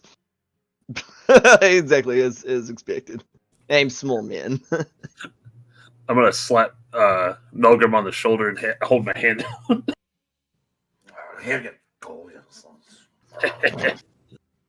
Alright, winner stays on. Who's next? It's that that's dwarves. how it works.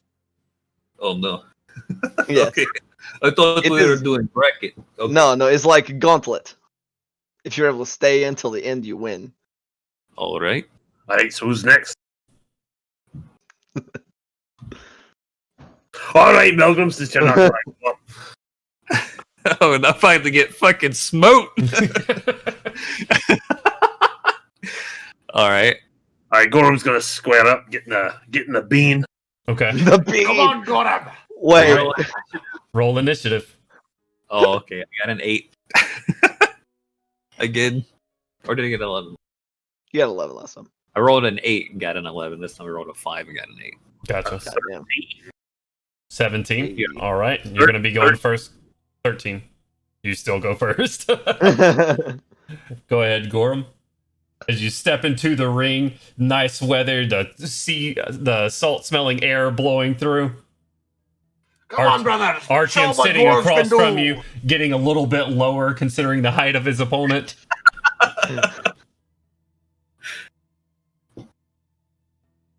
Alright, Artyom, you're not gonna grab me! No, but that's my vow of enmity. All right. We're I blood. mean- Cool down. Wiggly finger hands at him. And I'm gonna start punching. You're going to run up to him and start punching? All right. See? This is a distance you can close at only 15 feet. Alright. So what it's just what? Plus my strength plus proficiency when I attack? Or no? Unarmed. Yeah.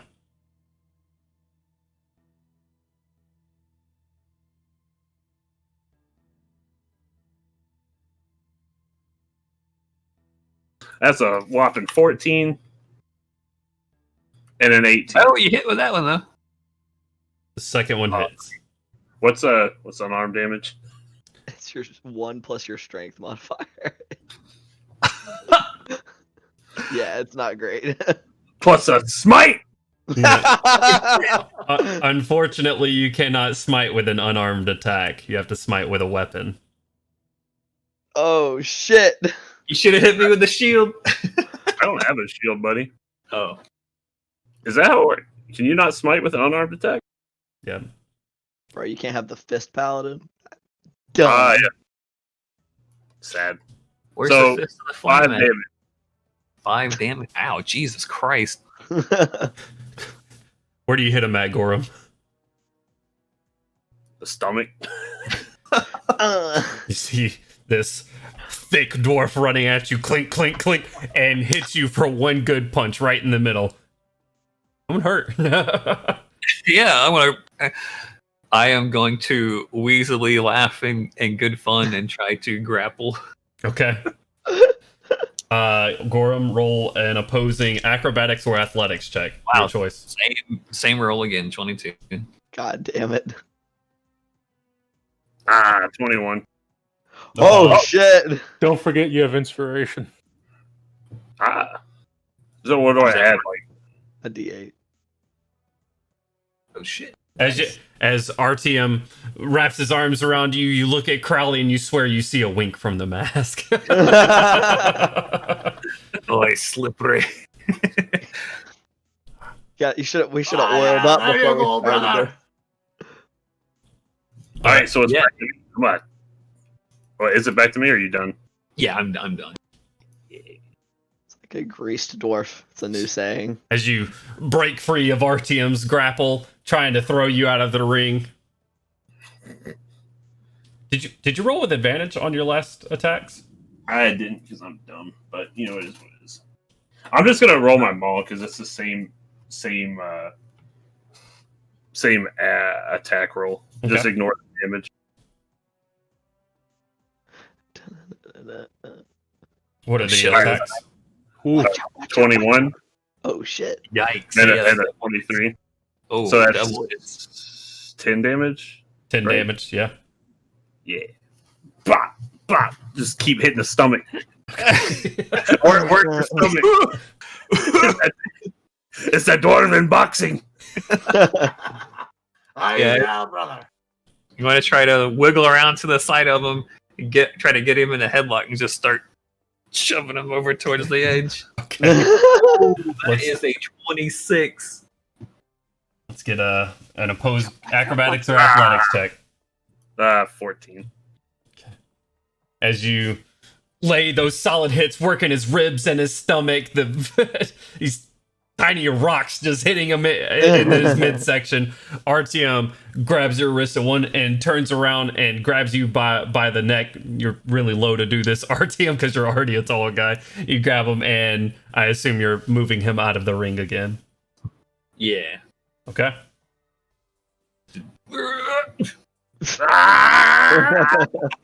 all the way out, just screaming the whole time. Erish sort of peeks his head around your shoulder, Kaushik, and says, "Would you like me to referee, or were you going to do that?" Talking to you, Kaushik. I'm sorry, ma'am. I thought you said you were going to be refereeing. You can be referee. She can be up next. Come on. Very well. He steps into the middle of the beam. Oh shit, he's in the battle bean. He steps into the middle and brings out a pocket square from his vest. Says, and kind of beckons towards the other side of the beam, Kaushik. Hit him with the guiding bolt. This is great. Wait, who am I fighting? Me. Artyom. He's I thought gotten punched a few Eric. times I was now. like, oh no, I don't want to fight him. I don't want to fight anybody. This is not going to go well. But okay, I'll start. Where's the fireball? I mean, you can still use magic. I don't want to hurt you. You He's can't fine. hurt me. I'm fine. Hurt you. They seem to be hurting each other good enough. They don't seem to be pulling any punches. Oh man. The only thing not being used currently are slashing and bludgeoning and anything else that'll, do any too much lasting harm. All right. Says, very well then.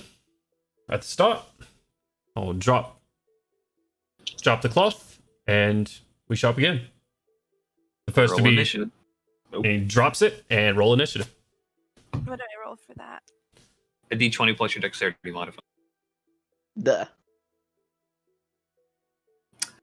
I rolled a natural 1. Oh ho. Huh.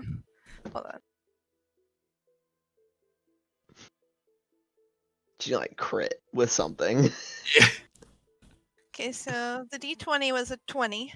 So a nat 20, I guess? Was that a nat 20? Yes. Yes. Okay.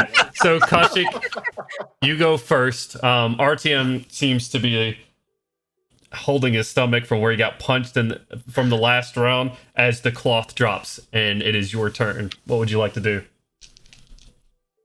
I don't know. Oh no. Hit him. I'm gonna hit him. I just don't know how I'm gonna hit him. I don't know if I'm gonna magic hit him or I'm just gonna run to him and punch him in the face. What would Kaushik do in a normal fight? This ain't a normal fight. This is a grudge. This is a grudge. Oh, God. Oh shit. Hold on. Hold on. Put it in the book.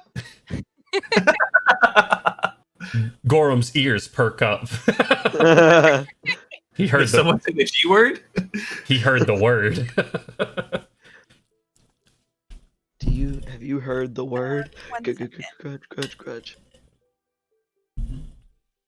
All right, what you doing, Kaushik? One Flame second, strike. sorry. I'll use that. Oh god, the boat's on Sets the fire. whole boat on fire. Okay, I am going to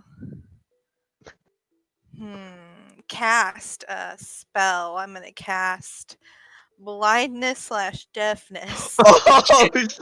Okay. That's fucked up. All right, that's I believe that's a con. Yeah, that's a con save. What's your DC, Brittany? Your spell What- DC. I don't know what that means. 11, so I'm pretty sure I'm blind or deaf. What are you trying to do? Are you trying to blind him? Yes. Okay. Clearly. Okay. With an 11 and her base wisdom modifier, I don't believe that succeeds. Yeah. I So don't know what it's 8 plus your proficiency plus your casting ability, which should be your Her wisdom. save is 15. 15. Okay. Okay. Thank you. So Sorry. Artyom, as you get in your stance again, ready to go, Kaushik, what does it look like when you cast blindness? So it's gonna pretty much be like black. Okay, my fingertips gonna turn black because that's what happens when I cast spells, and it's gonna be like black smoke with like red glitter, and the glitter is gonna be like sand. It's gonna get in his little eyeball. Okay. You see this dark red and sort of shimmering, or dark black and shimmering red energy float towards your eyes, Artyom. And as you go to like wipe your eyes out, you open your eyes and you are unable to see. Would you like to move at all, Kaushik?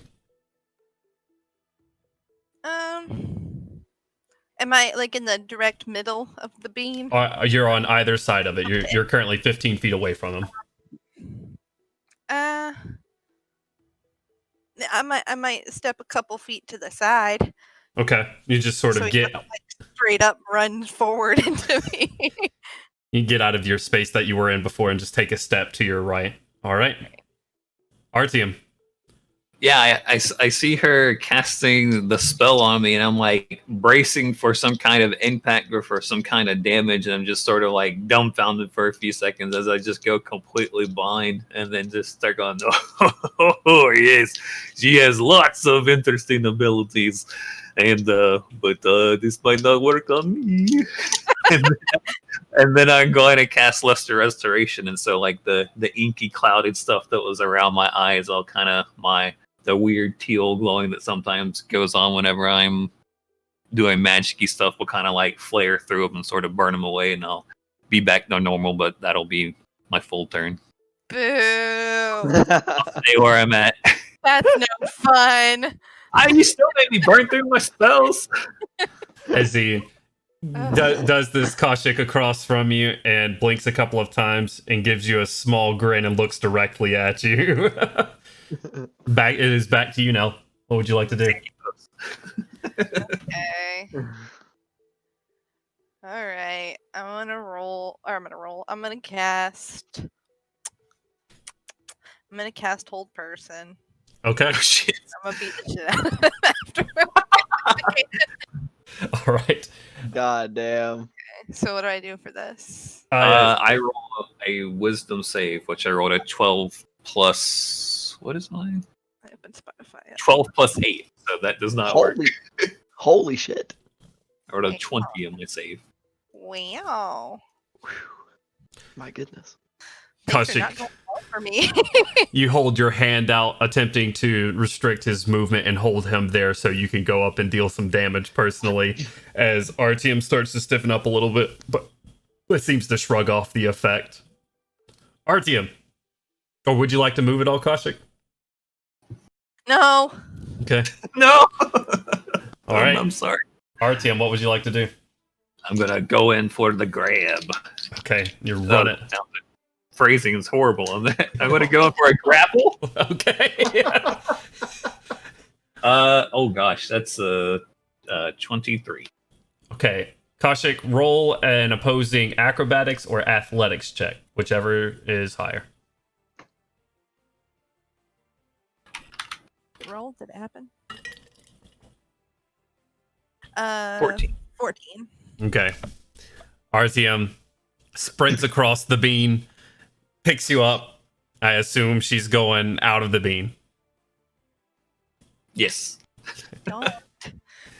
and just sort of lightly tosses you out of the circle, and you hear Erish's voice, "Match!" Out of the bean. Out of the bean.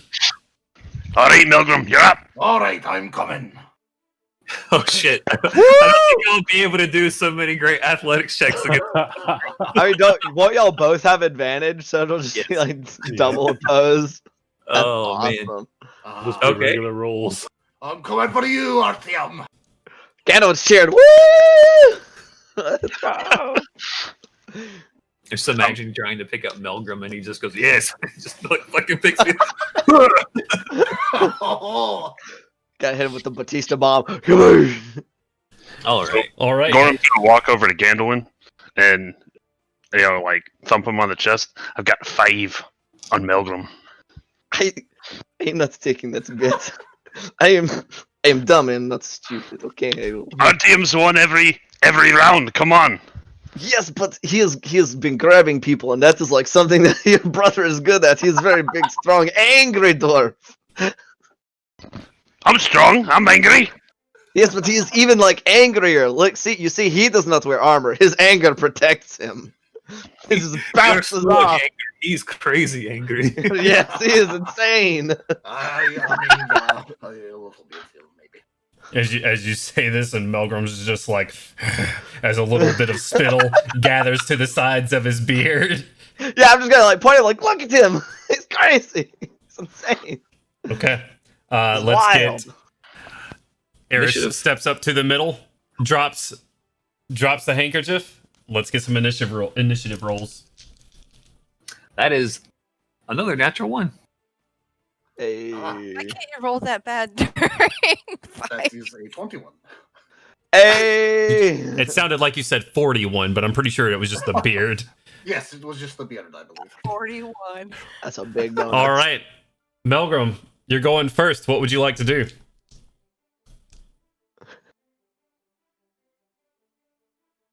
All right. I think I'm going to rage. Okay. Damn it. Don't Watch out, push watch out, the watch button on out. my keyboard, cat. I think I'm just gonna run full steam at him and see if I can't knock him, like kick him or Oh shit! push him Oh, the hell out of the beam. All right. We're gonna still treat this like an opposed grappling check because you're trying to push him out instead of strike him. So go ahead and let me get athletics or acrobatics from both of you. 22. God damn. Oh. Advantage is great. Otherwise, that would have been a 9. Well, that's a 19. All right. You go to knock him out. You sprint at him full speed and go to push him out of the circle. You get some movement from him. He stays steady with just steadies himself with his back foot. Oh, you tall bastard.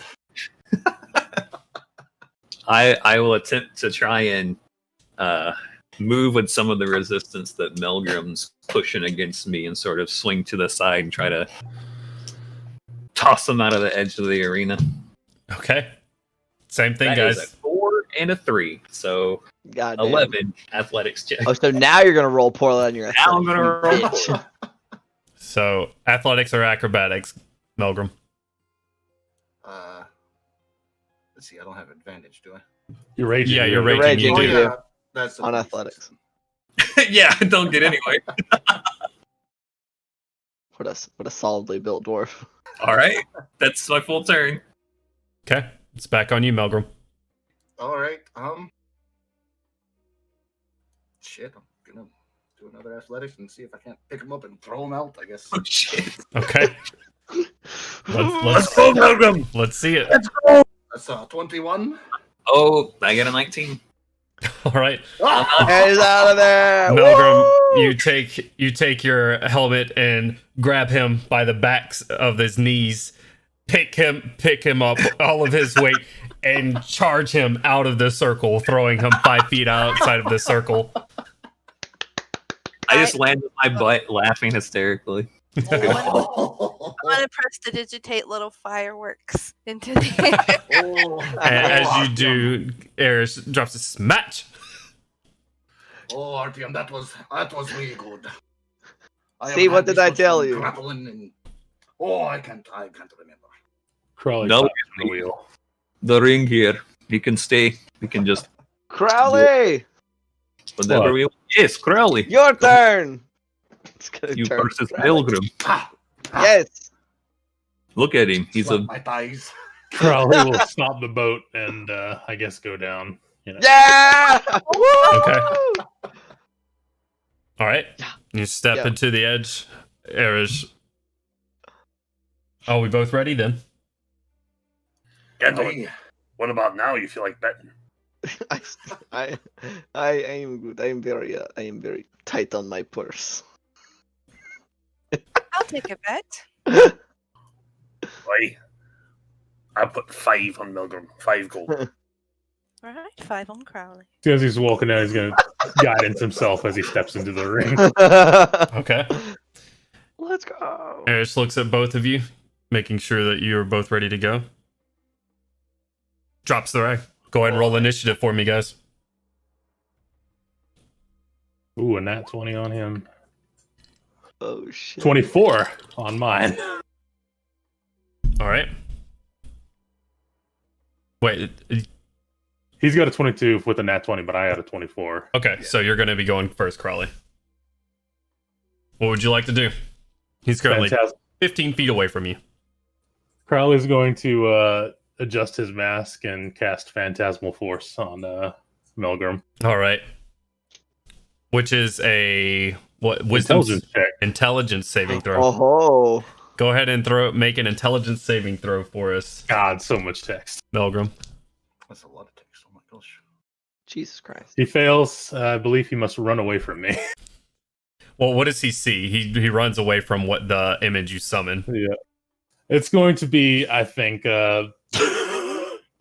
Richard the Dick coming up and crawling for him. Like, Okay. just grabbing at his leg. All And right. just, like, actually not even crawling. It's like scuttling like a freaking, like he's got 6 arms and limbs and coming for him, like from my side of the ring. Milgram, you see in front of you a grayscale version of Richard the Dick guard from Flamekeep. Sort of a small portal in front of you opens up, and as he crawls out, he's and then cracks over backwards and looking at you out of the ground. He's oh shit, and back up from it, stepping out of the ring. And Erish says, "Match." I'm gonna look at Gorham. You and your tricks, Crowley. I'm going to take 5 gold and just. I'm gonna push it back over towards him and say, "Keep your gold. It was all in good fun, I bet. It's yours or it's the boat's. if you insist. I'll take it. What does my cat do? Go ahead, Crowley." Crowley's going to bow and step out of the ring. Milgram is suddenly the Erish winner. joins in with a light Fireworks clap. Okay. Erish joins in with a light clap, and you see Milo hold up both gauntlets and try to like snap, and then he just clinks them together a couple of times. Clang, clang, clang. Yeah, the beetle bean. It's good. Make Erish fight somebody. Milo, Irish, fight. Go, Shouldn't it Erish. be Crowley You there? must learn. You must learn how to fight eventually. Milo is currently fighting his own demons, it seems. Indeed. Which, speaking of, sir, I will help you back below deck if you wish. And Milo accepts as he carries him off back. Not like baby or fireman style, but Yeah, that'd be fucking assists him down the stairs again. As you guys, Puts him back in his cot, kisses him on the forehead, tucks him in. Turns out Erish has like a 20 strength, and he's. That's Dear the real God. reason Erish didn't want to fight anybody. He didn't want to kill anybody. as you all sort of tend to your sore ribs from dwarven fists and wounded pride from illusions, you keep your trek down with the coastline off to your left, sailing west, starting to get dusk now as you guys are as you guys are making your way on. And that's where we're going to take our break, guys. So, thank you so much for tuning in. We're going to be back in 15 or 20 minutes as we just get a beverage and take a little bit of a break. Please stick around. Drop a follow if you haven't quite yet. Every little bit helps. Love you guys very much. Aww. Aww. Welcome back, everybody. Let's go. I thought I heard a little bit of Mario in there. Let's go. And then I heard the old Gandalf special. Wow! Hey, that's a good clip. It really is. That's the title crash. A plus. Welcome back, everybody. Last we left our heroes, they were having a battle at the bow of their ship, where they were just having a good time and testing each other's physical and magical capabilities, as Kaushik and Crowley saw. In a gauntlet style format, it certainly left some matchups desired to be seen. A fairly non-remarkable trip so far, in that the only thing that has happened is that they've managed to slip around with the ability of their ship, the invisibility of their ship, through Reckonmark not being searched or stopped in any manner. So as they made their way around Reckonmark, they are now rounding the coasts of Ayundair to the top, and Stormreach off to their left. Not Stormreach, what's the name of it? Stormholm off to their left. Pull up our Stormholm, not Stormreach. Stormholm off to their left, sailing west through Eldine Bay, making their way along the coast, keeping it as a guide, because Artyom, even with his good survival skills, is pretty new to navigation tools, especially on the open ocean. However, they're making their way through, and they've currently finished. Zendra got a lot closer. You're not wrong. Anyways, making your way. The night is coming too. It's probably 8 p.m. at this point, where Erish makes a phenomenal dinner for you guys. A hearty meal of thick steaks this time, and potatoes and some vegetables as well, ready to go for you guys to make up for a day of expending a lot of energy and or hit points. So as you guys sit around in your various places, the corner with the table up front is your typical venue for eating. But as you guys eat your meals and finish up, what would you like to do for tonight, if anything?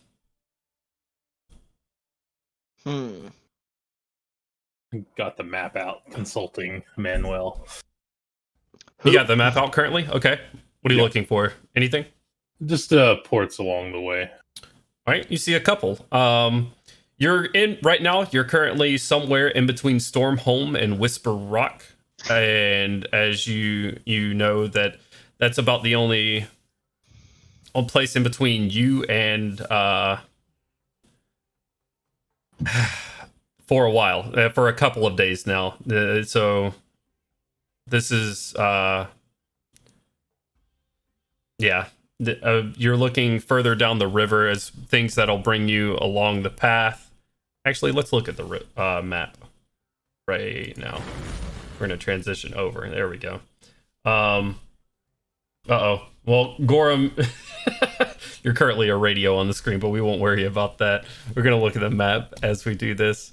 Come on, production team, what is this? Anyways, as you guys see, you're somewhere in between here currently, making your way through. This is your objective further down this river, where you're going to be going down this winding path as you're kind of looking at your path to passage to Lake Galifar. You're going to be going past Owl's Perch. You're going to be going past Weir, Varna, all in between the Eldine Reaches and Ayundair. And kind of mapping out anywhere you might want to stay. Would you like to roll a history check to see what any of these places might be, or you just kind of mapping out where you might want to go right now? I'll do a history check. Okay. Gonna be poor, I'm sure. Shrug. It was D4 with a 5. You're not sure about. I mean, your travels haven't taken you to any of these coastal cities. A lot of your travels have taken you. A lot of them inland, Karnath. Some to areas less traveled for sure. They don't send you to port cities where there are tons of people to be sourced. People who have hired you have sent you to places that they don't know much about, or there's not an abundance of bounty hunters, or maybe just someone not as skilled. So not a whole lot of information gained there, but you have the map, and these are marked out on the map. So they are there. So if you would like to stop at any of them, you absolutely could. Transition back here. All right, so we've been on the boat for how many days now? This is going on your fifth day. Going on your 5th day. So Crowley's gonna lean back. I'm sorry, 6th, right? 6th day. Sorry, go ahead. Yeah, so Crowley's gonna lean back. I know most of you are unaccustomed to life on a boat, as am I. So perhaps it will do us some good to be on land for at least a bit. Okay. Yeah. And he's going to indicate the path. We're going to be coming across some port cities. We can stop at any of these if you care to. You kind of look at the distance it's taken you to get from here to Flamekeep, and from where you are currently, pointing out some. You think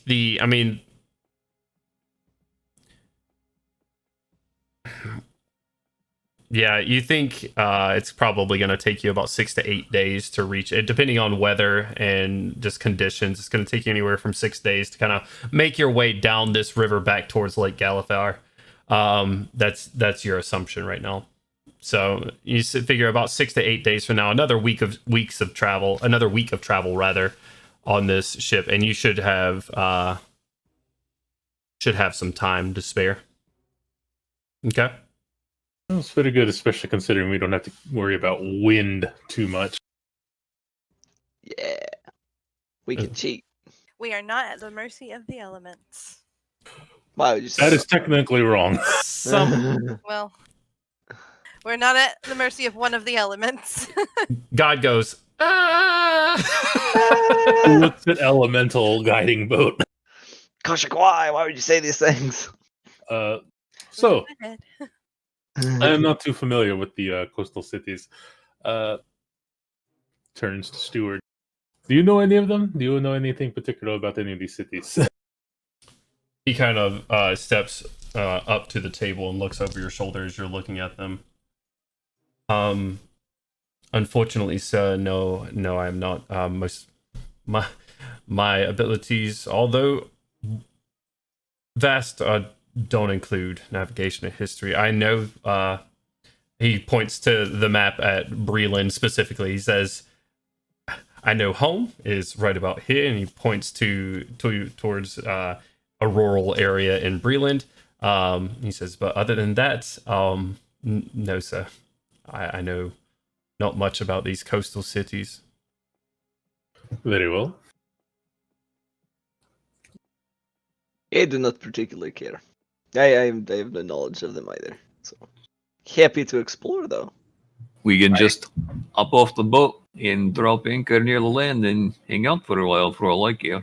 Bill's good swimmer, he can get over there. I would You like said to you wanted to talk get off the around boat. there. We don't have to do it at the dock. We can just go hang out in the woods.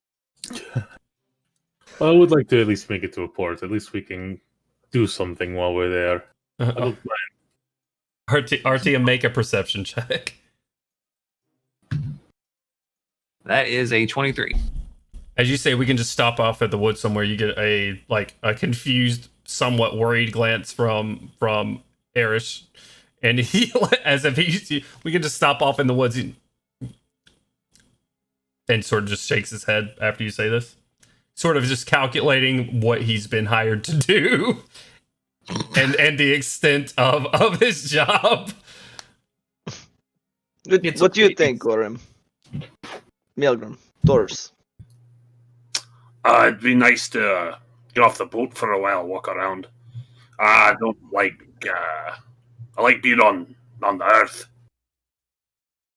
I'm sure Milo would appreciate it as well. Yeah, he's fine. You see, as you say this, Kashyyyk, and you look behind you, you see a black armored thumb shoot up off to the side. Psst. He'll get the hang of it here before too long. It'll be okay. I'm not sure that he will, but It's fine. He's fine. As you guys make your way, having this conversation, you hear something. I'm not quite sure what it is. Everybody roll perception checks for me. God fucking damn it. Hell yeah, that's a 27. 14. Too do I low. add anything to it? Your perception bonus. 21. 9. You already. It should already. Gorham is It's on fucking brand, back. boys. I love to see it. Damn, if only you had advantage. Okay. No advantage. Artyom, your ears perk up. Your ears especially accustomed to this noise because you know what it means. There's a good time being had somewhere. You hear music being played. What kind of music? It's loud. It's jovial, happy music. Clapping, laughing, singing. You hear this below deck too. There's a party happening somewhere. Do you guys hear that? There is a. Sounds like people are having a party. Like What? all over, party? like on the coast. And you said I heard it below deck. Yeah, you hear it below deck. It's loud. Is there someone else on the boat? No, I think we're below deck, and you hear it from below deck. Oh, You- okay. Or- Yeah, it's just that loud. Yeah, you hear it from below deck. It seems far away, but your ears just sort of perk up, and like, wait a minute, I know this. You get that grin that Artyom does on his face, like there's drinking and a good time somewhere.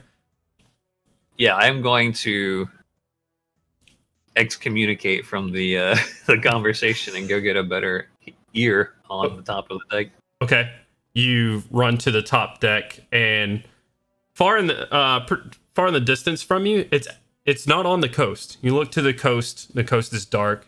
You have some trees, and make another perception check for me. 21. Okay. You see behind you and off to your left, just the dark tree line. It's not on the shore. You see some what looks to maybe ruins. It's not coming from there. You look in front of you on the shoreline again, sort of being your focus. Not there. Out in front of you and sort of further off the coast a little bit, you see a very well lit ship, dock, barge, something, island. You're not sure. It's a little bit too far to see from, but you hear it from this far away. Sound just traveling over the waves, and it's just a bright beacon of light in the dark ocean night. Yeah, everyone, there is some kind of party on the ocean. It's like a boat or a small island or something. They look like they're having a good time. Yeah, fucking Gandalf's gonna come up top. He's gonna be like squint over the railing. Yeah, as Artyom sort of points it out, Gorham, you look out on the back of the boat away from, and Artyom just kind of like guides you to look the right way and points it out again. And you can all see this bright beacon of light kind of getting as you sail forward, getting larger. I always coming towards us, or we're sailing towards it. You're sailing towards it, or both. You're not quite sure in this darkness, sort of judging it, but it looks like you're sailing towards it for sure. Gandalf's gonna kind of look around. Does anybody have one of these little glass with it help you see far? I know commanders and fancy people have them. Did you see farther away? No? Yes? Maybe? Artyom, didn't you buy navigator's tools? Yeah. Does it come with a spyglass? I believe so. Oh, well, shit, if I have one, I'll definitely use it. As Gandalf describes it, and you're like, oh shit, I do have one of those. Yeah, one of those. They're fancy. They help you see really far. People said tend to be yeah, kind of Artyom- snobby about them. Artyom, you said I'm gonna say it includes a spyglass. because Okay, it yeah, makes I'll sense. bust that out. RTM, since you said you didn't, however, you didn't know how to use them, I want you to make an intelligence check. Hey. Hey.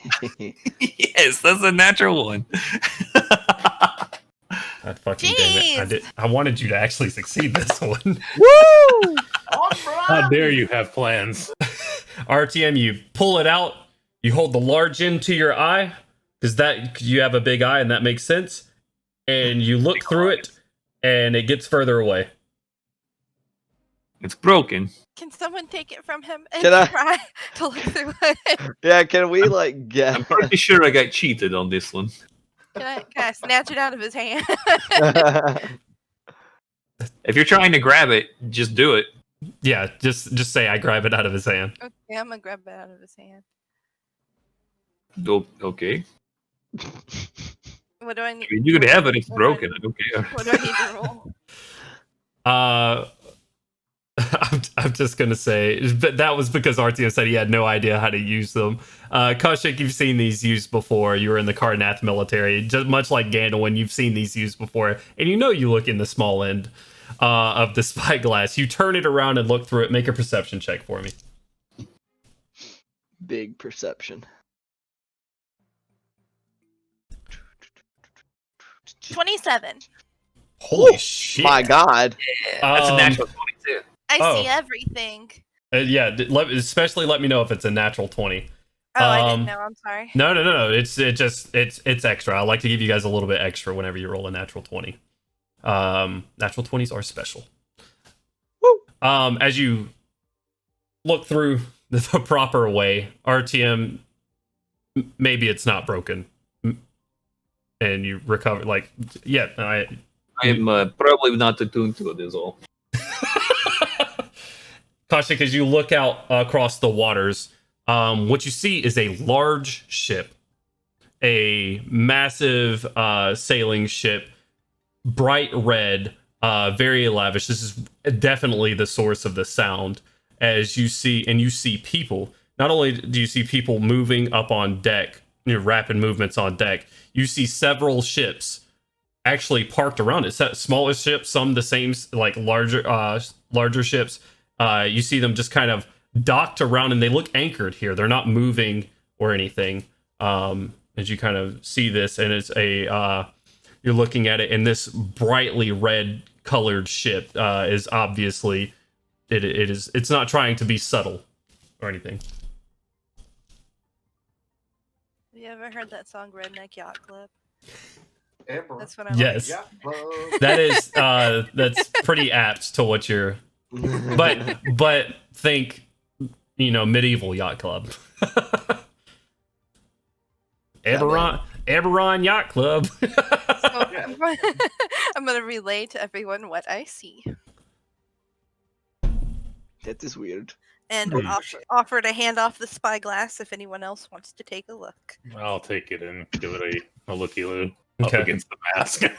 Yeah, well, I mean, what she's described is basically the same thing.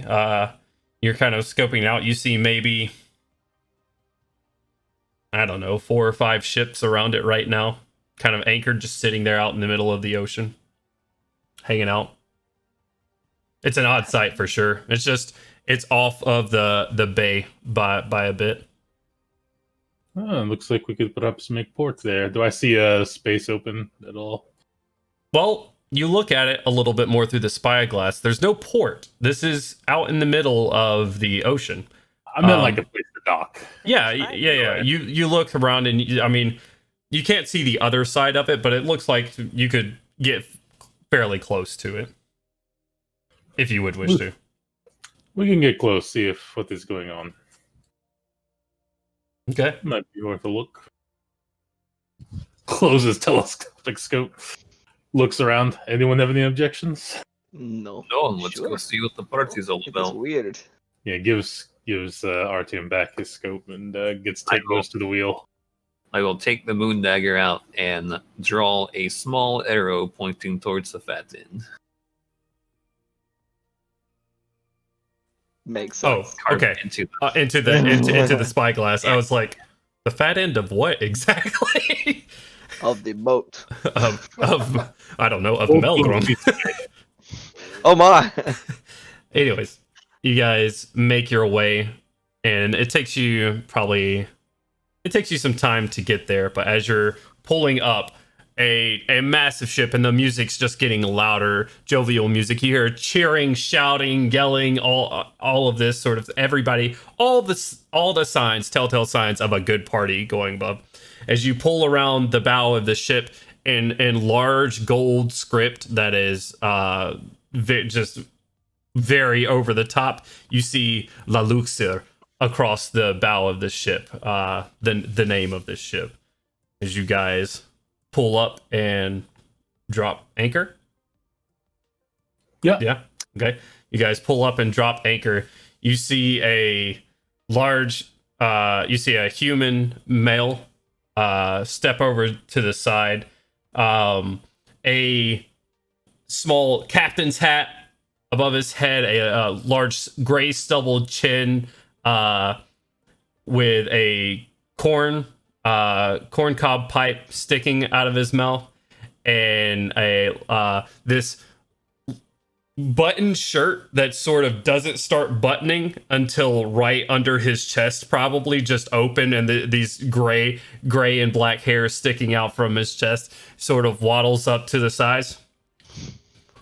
Well, hello there. How are you folks doing tonight? Oh my God, we found Popeye. Kind of. We're doing pretty good. It sounds like you guys are all having a much better time. We are having a mighty fine time, boy. I assume you're here looking for some respite and a good times yourselves, yeah? You're correct. Yes. All right. Let me swing around here. You guys just pull up right here. We'll get the plank down for you in no time. And he sort of steps back from the railing, and you see him wobble over to the side. As he comes around to the banister, you see him. He's a rotund man, and with some light gold chains around his neck. His open shirt almost revealing a pretty large gut, and then below in these loose billowing pants, you see what looks like a peg leg. At the bottom, he says, "Well, what we gonna help y'all get on board? There is a cover charge, of course, so I gotta make my money somehow. But this here is La Luxure. This is a party boat, if you will.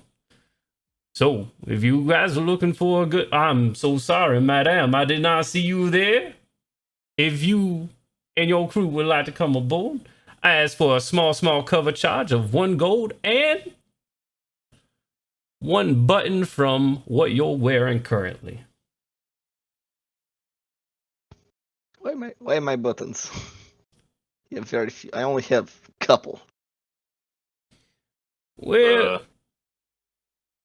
why the buttons? This is a common question. I got no problem explaining it here. Listen to me. Some of these sailors here, they're rough and tumble type. You probably know that, but I have to have some sort of way of making sure myself as well as my people on board are staying safe. So this helps me do just that. Yeah. Okay. Yeah, you can leave a button. I do not understand. Oh man. How does button keep safe? Well, that's just a little trick I have up my sleeve. Oh, I don't like tricks. Hey, he's gonna kind of look at him like, Well, you don't have to worry about that little trick as long as you act cordial with everybody. Have a good time. Have "Can I some insight drink. check him?" Yeah, absolutely. Go for it. I want to inside check this dude. That's weird. That's a 24. Okay. Jesus. What are you trying to garner exactly? Like, if he's being truthful about like what, like the reason for it. Like, is it for keeping him and his people safe, or we don't have to worry about it? Yeah. Basically, I'm just trying to get a vibe for it's like, is this nefarious? Right. So you're getting a read off of him, and he's pretty far from you, but you just kind of looking at him. But judging off of his voice, he seems sincere in 2 manners. He seems sincere in that this actually is for the protection of him and his people, and also that he believes that this button will actually straighten you out if necessary. Yeah, they don't care. I already have button off. All right. Yes. You I don't have buttons on my outfit. he takes a gold. Do you say this to him? Yes. Okay. Well, you just hand me that take that. How about you take a little corner off that coat of yours? I'll be just fine. I don't necessarily need a button, but I need something off you. It's either that or a lock of hair. He's a witch. I've seen Scooby-Doo Zombie Island. I know voodoo when I see it. Yeah, I'll give him a little bit of my hair. All right. I'll just take out my dagger. A ramp flops over onto your ship. I assume Artyom's the first one with a gold and a button in line. He's just sitting there kind of with his hand out, smiling the whole time, a little lazy trail of smoke coming up from his corncob pipe. He said, all right, thank you very much. Because you're going to go right up to the top deck. We're going to have a little introduction, if you don't mind. All right. You know, we're right at the top of the stairs. I'll be right around. Just give me a second. I'll walk slow. This old leg of mine don't work so good. Are we going on there, Conan? Snick. Aye, we have nothing to fear. The ancestors are with us. And I'll walk past, hand him in a finely crafted button. Oh, you guys seem... The fine button. Thank you, sir. Those don't see many of you out at sea. Most of y'all at the mountains, from what I hear. Aye, and I wish I was there. Don't care for the sea much. At least you'll forget about those mountains in about an hour. Trust me on that one, my fine dwarven brothers. Normal kind of laughing. Continue on. I think More holds. I'm gonna change my mind. I think I'm gonna stay on the boat. I don't think I want to go party tonight. I don't think I'm feeling the party tonight. What would Andrew WK say? I don't know who that is. Channels the spirit of Andrew WK. He's as Gandalf, Crowley, and Kochik are still aboard. He says, "Well, Yeah, again, one's gonna go. He'll just kind of shrug after a minute, just kind of take out one of his knives and snick like the top button off of his shirt and just whatever. He takes it from me and says, "No worries, young, and I return this one as soon as you make your way out of here. All right." I hope so. I do not have any other buttons. I don't have any extras. Not a worry. I'll return it to you as soon as you start to debug from here. Not a problem. Wonderful. I will. Carry. Do I hear Koshik say that she doesn't want to go? She has not said that quite yet, as Okay. the captain of the ship is, or what you could assume to be the captain of the ship. Well, my masked friend and my lady friend, are we going to be making our way aboard? I think I'm going to stay behind and watch the boat, actually. But I hope you guys have a good time. You okay? We'll do best to have fun for everybody. Artyom, as she kind of calls this across the plank, if you were wanting to hear this, I would say that's not an issue, yeah. In that case, I'm like, oh, are you sure? I'm sure. I'm feeling a bit tired. I will loudly call for Erish. Yeah, I'm not who sure, as she kind of calls this, I'm not so sure who the captain is. All of you look mighty capable. Would you mind if I just walked across a little bit? I ain't got it. I'm just trying to make a personal connection here. I ain't trying to go all the way on your boat. He's just sort of asked the group as he's turning. I'm not sure who the captain is or who to ask permission from, but if I have general permission to walk about halfway across this plank here. You may step forward.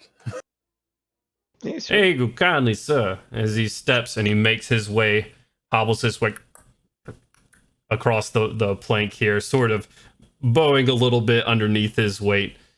Ma'am, if I may be ever so persistent, this life is not meant to be lived in the shadows in a corner sulking away somewhere.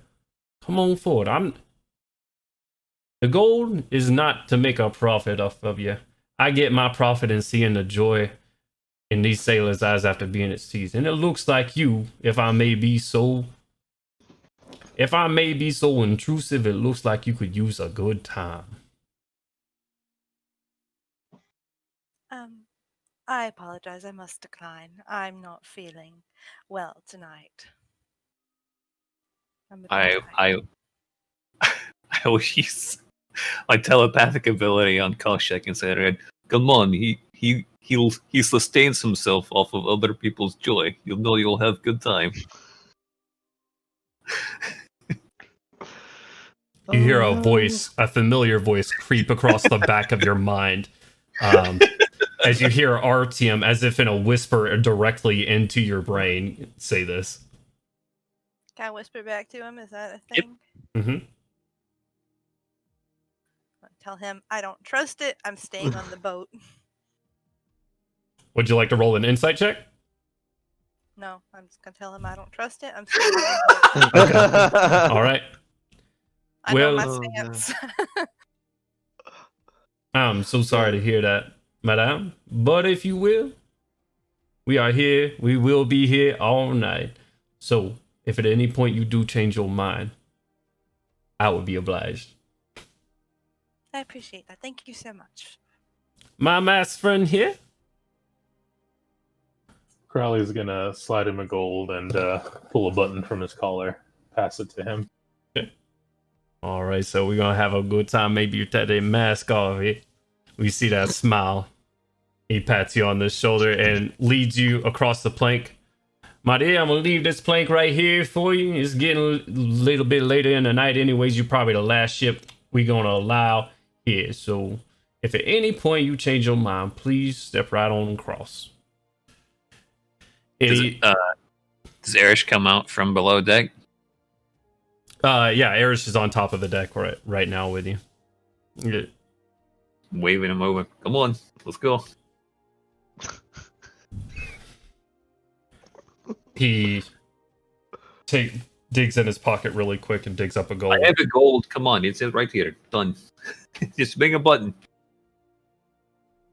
I'll buy you a new shirt too. Oh man, roll a persuasion check. You're talking about someone so ingrained in order and having everything picture perfect. Oh, I got this. That's 11. Can't if you get Erish killed. He rolled a 4, so. Oh Yeah. he takes a second. A whole new shirt, plenty of buttons. Lady Koshik, I would appreciate presents as reserved as yours on board. If it makes you feel any better. And he pulls a button off of the top of his buttoned up collared shirt. He says, I will be on there as well. And he looks terrified the entire time. He looks absolutely terrified as he plucks this button. His hands are somewhat shaking. He says, very well then, please don't be afraid to come on board and let me know if you need anything. And he about faces and starts walking up the plank. Oh no. I am when he gets to the other side of the plank, I'm gonna grab him up like, yes, this is the spirit. Then I'm gonna like take his little undone button, I'm gonna open it up a little bit. There you go. Now you're looking spiffy. As soon as you do, he starts instinctively to close it back and roll another persuasion check. Oh, that's your 20. Oh my god, no. He instinctively closes it back up, the top button, and you just kind of sit there and give him the eyebrow for a second. He goes,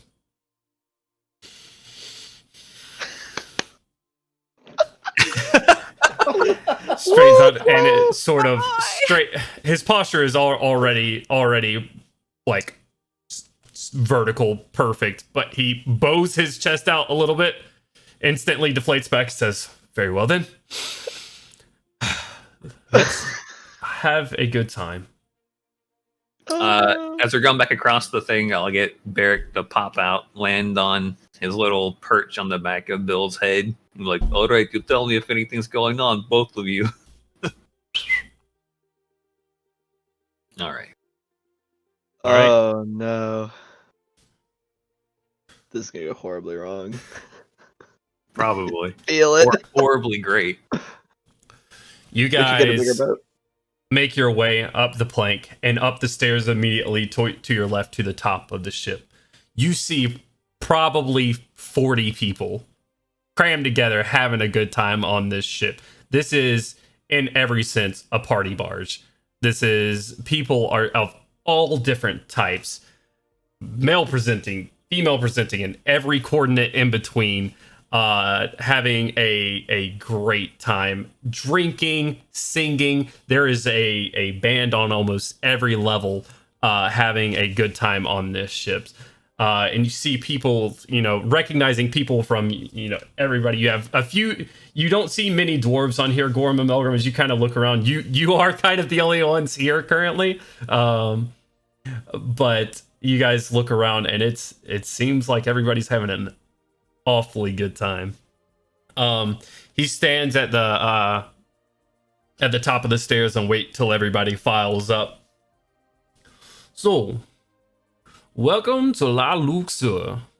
We're just here to have a good time. We offer several options here for you on every different level of the deck here. You get the top deck and you just kind of make your way down. We got different games. We got a couple of people that like to wrestle. We got a couple of people that just like to drink and turn it into games. We got all sorts of people on here. I'm not sure what's going on tonight. Then again, I'm not sure what happens most nights. I don't care too. As long as you having a good time, I'm having a good time. So, there's two people in charge here that you need to know, and that's me. I'm your captain, Henri de Brunel, and that's all you need to know about me. Most folks just call me Henry. However, there's this lady over here, and he points over to a very, very tall Goliath woman, dark ashen gray skin, wearing just black tight leather from top to bottom with this sort of purple cape coming off of each side, a silver chain in between, and a large brimmed hat with a feather kind of sticking off the side of it, a large purple feather sticking off the side of it. And he says, and there's Madame Boucherie. You piss anybody off on this boat, you'll probably be answering to her. But then again, she might just say your name to me and you won't have a good time. Don't be an asshole is the general rule of this here boat. We all in agreement there. You folks are just welcome to wander about and have a good time. Wonderful. Sure. If you need anything at all, I am always available. I'll be around the boat having a good time myself. Sounds amazing. Wonderful. Captain, you said wrestling. Where would we find that?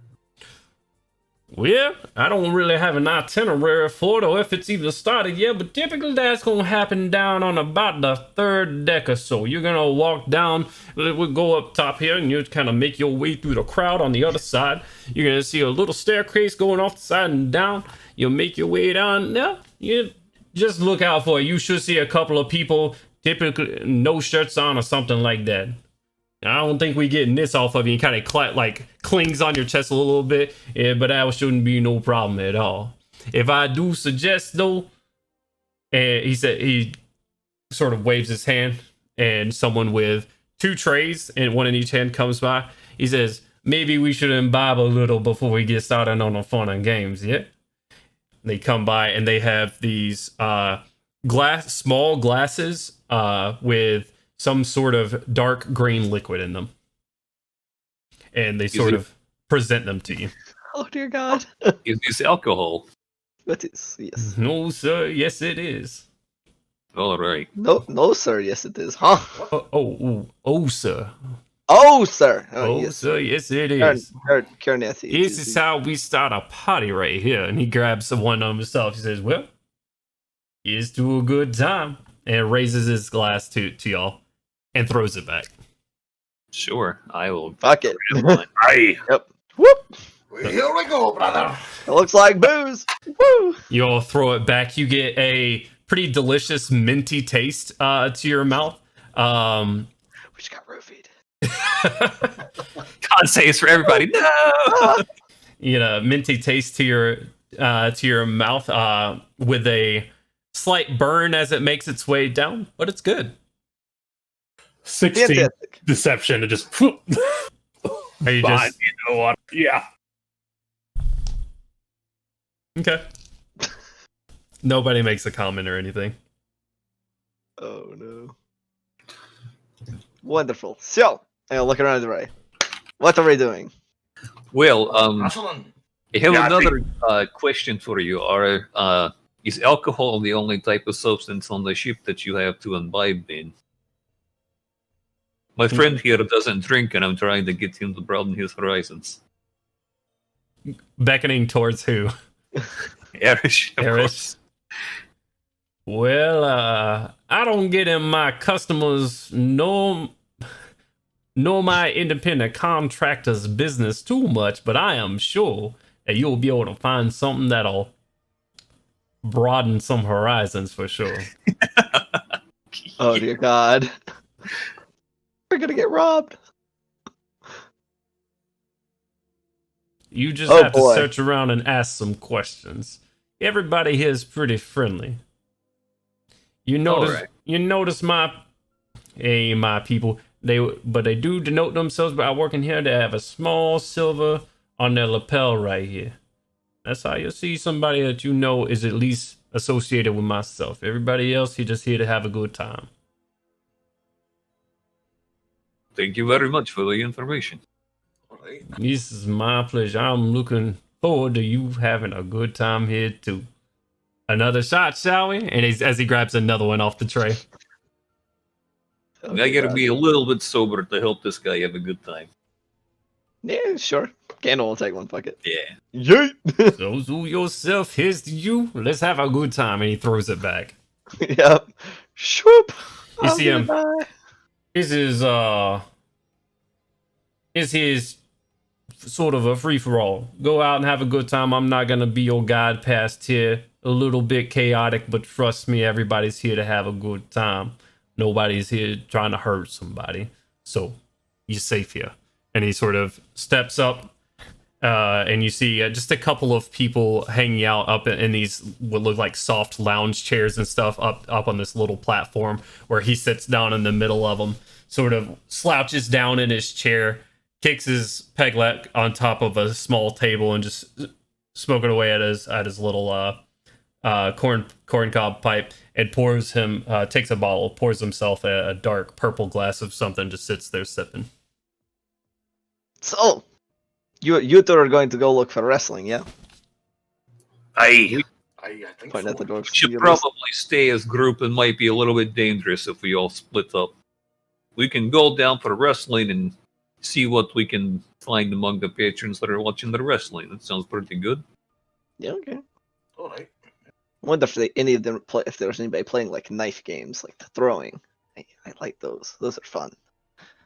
So just kind of as we walk along, keeping an eye out for something like that. Like, yeah, anybody throwing some knives?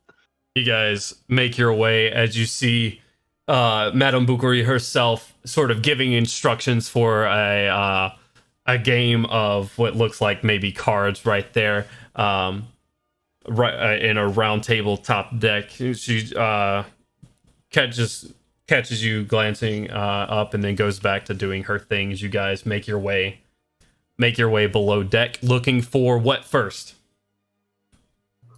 Well, we're looking for wrestling. Wrestling. Rustling. Okay. You make your way down to the second deck. Gandalin, you see on two people, and they're not throwing knives, but they do have these large darts that they are currently on about 20 feet away from them. You see certain rings and numbers painted beside them in bright red paint. And there's about four people sort of standing in a line. A bartender on the back wall, slinging out drinks just as fast as he possibly can. You guys make your way down one more deck, and you guys see this large circle that's sort of drawn out on the middle of them. Well, at least you see the circle of people that is currently surrounding it. In the middle, you see one burly, just rotund human being, bald head with a massive beard, slapping the shit out of a lizard folk, smaller in build, as he's trying to sort of duck under his blows and everything, just sort of going at it in the middle of this circle. I think we found it. And as you guys walking down, sort of realizing what this is, the lizard folk, after being slapped one good time, goes up under the legs of this large human male, grapples on his back, crawling up onto his shoulders, takes his legs around his neck, and starts tightening and clamping down. You see his face go from a red to a purple, as he's just sort of standing there, struggling at first to get him off of his back.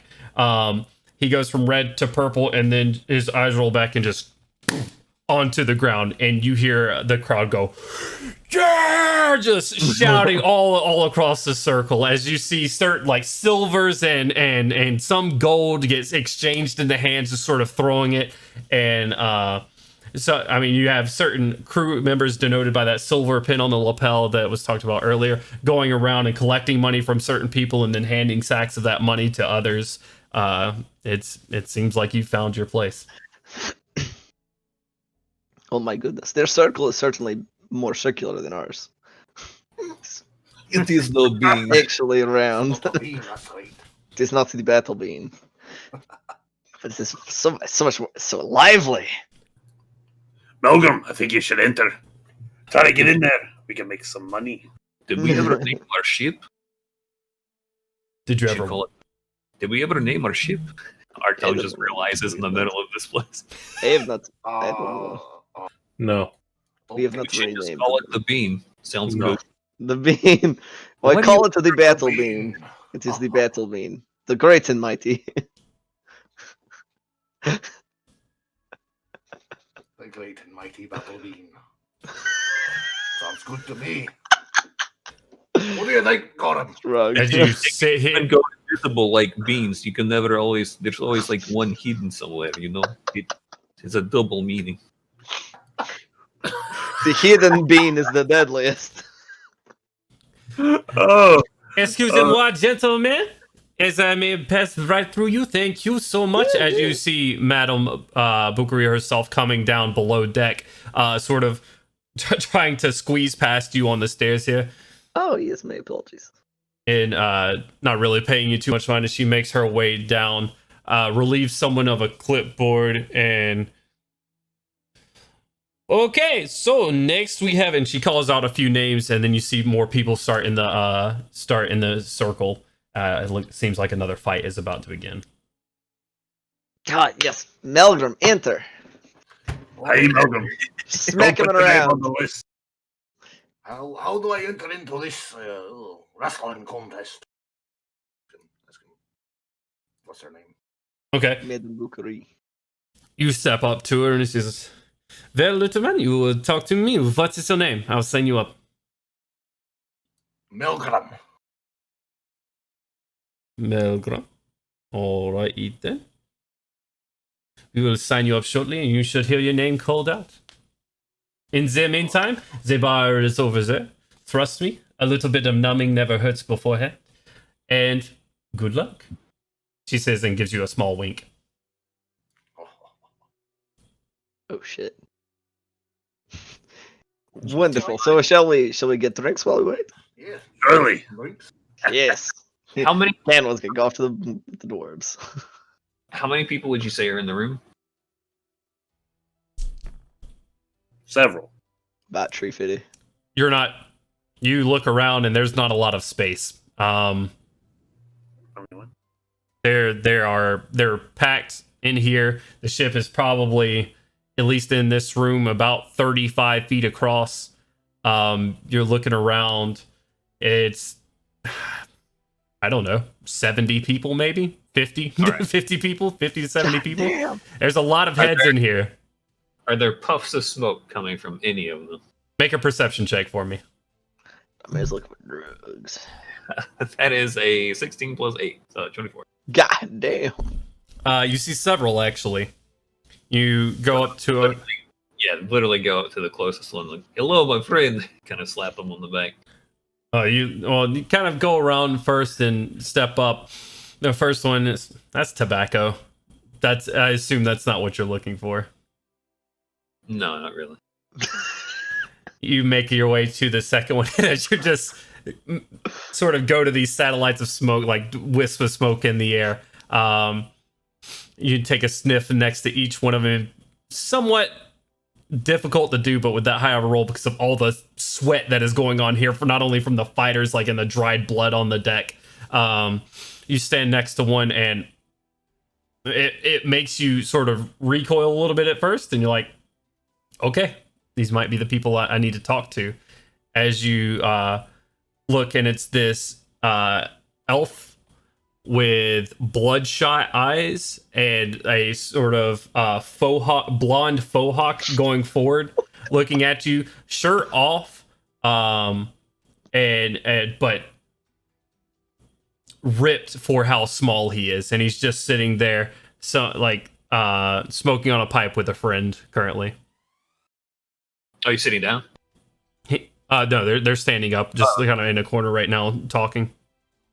All right, yeah, I'll come up to him, same thing, and give him a slap on the back. Hello, my friend. Yeah. I don't know you. But you could know me very well. I see that you have a little bit of smoking going on. I didn't know if I might be able to buy some from you or pay for directions to where I could get some more. Yeah. Roll a persuasion check. Oh, no. 18 plus 1, 19. Goddamn.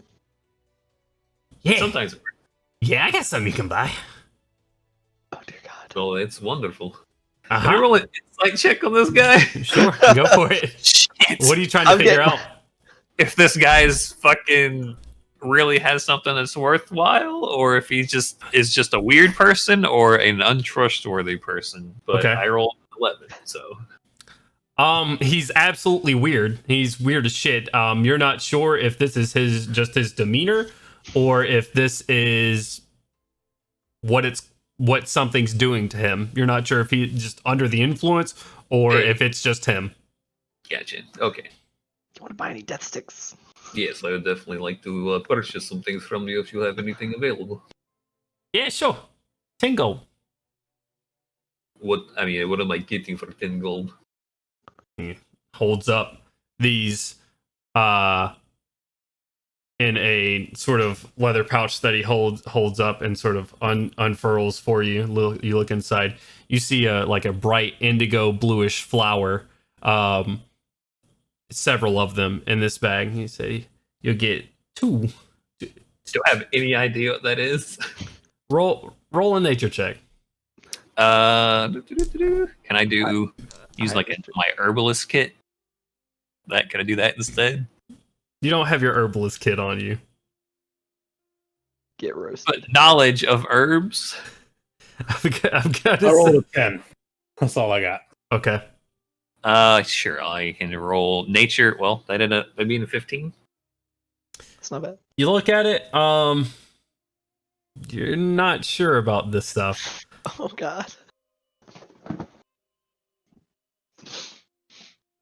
This isn't anything that you've seen on the plains or in Karnath. Oh no. Do you have anything else more, little bit less fancy, perhaps more green than blue? This is what I got. All right, fair enough, I suppose. You have no, thank you. And he shoves it back into a pocket. Yeah, I'm going to kind of lean down and talk to Eric. Okay, that guy was fucking weird. I don't know what he had. I don't want to tweet. You look back to Eris. Neither do you. And he is wide-eyed, just kind of staring around currently. Yes.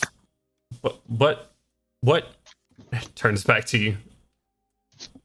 Yeah, you don't want any part of that. It looks like bad news. But we're going to find something to relax and have a good time. We had to watch a nice fight. It's going to be a good time. No alcohol. No liquor. Well, I had some alcohol. You don't have. Okay. All right. Mumbling that while practically dragging him through a crowd. He is trying his best to stay right up on you. Like, you feel his shoulder on your shoulder blade at most points as he is trying to keep right on you. He is so far outside of his comfort zone right now. Yes. Aww. As he stays on your back, hands behind his back as well. Melgrim, you eventually hear Madame Bukari call out your name. Is a Melgrim and Darton? As she looks and kind of looks around the room. Do you step up into the ring? Aye. All right. You step up into the ring and wait for your opponent. You see on the other side of you a wiry, ripped-looking elf with bloodshot eyes, a blonde faux hawk, and he is just twitching as he's standing on the other side. His hands outstretched in front of him as if he believes that they have claws currently. He's on the other side, twitching, kind of staring you down. God. Is anybody betting on the elf? Oh, you have tons of people betting right now. What would you like to do? I mean, I'll take a couple bets that are going against, I'll bet on Melgrim, essentially. Okay. So You step up to an orc who's standing there, a large orc creature. Says, "Huh? What do you want?" Oh, it's Arnold. Huh? I got 5 gold on the dwarf. You don't know this crazy son of a bitch. He's taking out 2 men tonight. I'll take that bet. And he reaches out his hand. Oh, I'll shake it. He large himself and shirt off, looking like he's probably ready for a fight too. He shakes your hand and gives your entire form a shake. He says, "Right, then just don't you try to take off if you lose." As he goes back to watching. All right, Madame Bukari steps into the middle of. Oh god. Gentlemen, when I say go, you will fight. There are no rules here. Oh. Hand to hand only. No weapon crushing or slashing. Are you ready? She looks to your side, Melgrim. Is there any you're out, or Is there any what? trying to figure out if there's a ring and if you just get, or is it a till knockout essentially?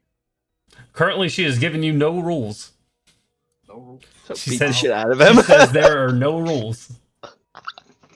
Watch out, watch out, watch out. Melgrim, you kind of take in the ring around you, and you think if you were to try to throw him out of the ring, that he would be thrown back into the ring out of all the people standing around currently. All right. Yeah, let's go. And you? Yeah. Yeah. All right. So Zin, fight. Roll initiative, Melgrim. Let's go, Melgrim. Let's go. Woo! Fucking got a mug or whatever they're handing out at the bar. Woo! Let's go. We're fucking cheering from the sidelines. Let's do this shit. Okay. You make your way up to. Is everybody gonna make their way up around the fighting ring right now? Oh yeah, I'm like Oh, yeah. shouldering my way like in between people. I'm a small guy, like slipping in between, trying to get as close as I can. Okay, you guys force your way up to the front. The orc Gorum, as you try to make your way to the front, just places an arm around you and makes his way up there too. He says, friend, we're gonna do this together then. As he takes a large tankard and just kind of tosses back the rest of the liquid, spilling across his tusk in his face. This is gonna be a good one. Your friend here. I kind of see our resemblance, not to be racist or anything, friend. He looks like you a little bit, though. He looks crazy too. Oh man! As you guys, He's a little bit wild. As you guys make your way up to the front, he says, "No, I won't offer you that. Never mind." And you guys go around. Offer what? A lift?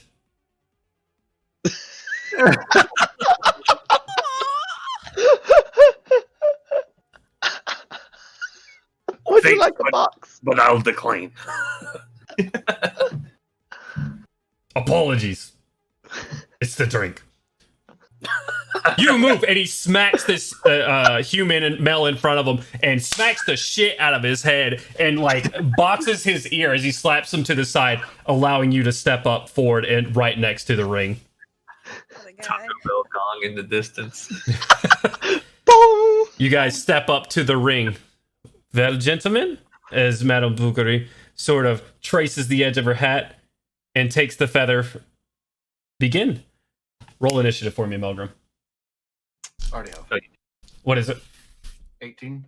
18. All right, you're going to be going first Good. as he's sitting there, and it like hands outstretched in front of him, twitching, ready for you. Oh, this is gonna be a good one. Down's the rest of the drink I just got. Ah! I'm coming for you, elf! Oh shit! Rage, and we're gonna run into him and try to beat the shit out of him. All right, what are you doing? Describe it. What are you doing, man? We're gonna fucking run at him and just leap into the air.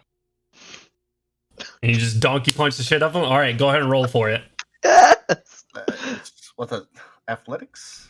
No. This would just be attack roll if you're trying to punch him. Get his ass. Get him, Malcolm. Get him. Get him. That's 26. Oh shit! Yeah, that hits. And I don't know. Unarmored attack, I guess, is what now? 1 just- plus strength yeah. plus your rage bonus. 1 plus your strength plus, what is it? 3 now? 2 or 3? Right? Whatever your rage bonus is. It should be 2, I think. So 3 plus strength. All right, yeah. So, strength. Talking about strength is 20, so that's 8. 8 Yeah. damage. All right. Clocked. You run up and you jump, and he's smaller in build, so he's not too tall. You just punch him right across the chin, and as you do this, all right, my turn. Is that going to be it for your turn? But you Second attack. get 2 punches. Yeah. Hit him again. Or go Another one. Another one. Give him the uppercut. What's the attack? a 9. 9's gonna miss. And as you go for your second attack, he sort of grabs you by your wrist and says, flanks up onto your left side, says real close, hello. And he's gonna make 2 attacks himself. Jesus Christ. This dude's insane. Pennywise. There's a 16 hit. It does. All right. And then a 19. Both of them hit. All right. He is not punching you. He is having his hands outstretched, is actually slicing down at you currently as with his hands. You take +3. We need some better music other than that. We need some better music. You take from both slashes. Well,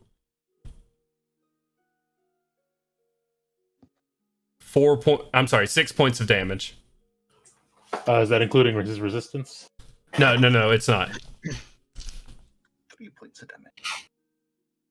As he slashes down on you, with each one kind of clawing at your face a little bit, and then he's gonna move around to your back a little bit. All right, that's gonna bring it to your turn. All right, we're gonna whip around and Just punch him again. yeah, 1, 2, punch him again. All right. I made you a punching ability in your attack thing, Milgram. Shit. Okay, cool. The So polish. that'll do Yeah, it'll do everything. damage. All right, let's see it. Did you crit him? Nat 20. Yeah. Right, nat 20 on the first attack. So that's was that 16 points of damage? Yeah. Is it 8? Is 8 your damage? Yeah, it's 8. It's not calculating that power, but it should be 8. Well, that's not what he's not rolling anything. Right. But we're just gonna double it for this. So we'll say 16 points of damage. You, as he flanks across his back, you come around with a strong elbow right to his jaw. His jaw goes off to the side in a way that it should not go. And he looks at you in the midst of your attack as you're ready to throw another one, goes and brings it back around and is still looking at you, his eyes bloodshot to all hell, not seeming to take the damage that he should have taken from that blow. Jesus Christ. All right. This is horrifying. We're gonna punch him again, I guess. All right, go for it. That is a 27. 27 hits. Go ahead. I don't know why it's saying 5. It should just be. It's rolling. Oh, it's 8 damage? Yes, should always be 8 damage, yeah. Okay. You hit him again. He goes and takes a couple of steps back from you and says, "Not enough!" And he's gonna leap on you.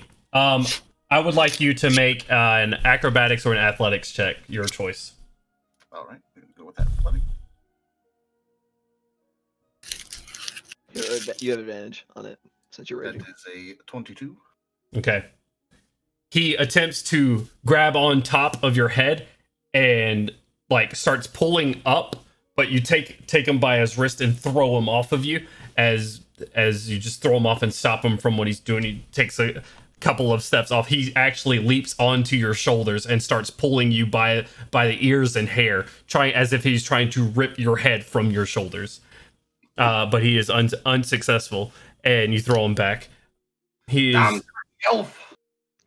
not going to go anywhere, but he does get low again as if he's anticipating you're coming. Now your turn. All right, let's go out to make it. You're just going to punch him? Keep hitting him. Okay, go for it. Bring him down, Melgrim. Bring him down. That is a 20. 20 hits. And a 16. The 16 misses. Holy shit. What the fuck?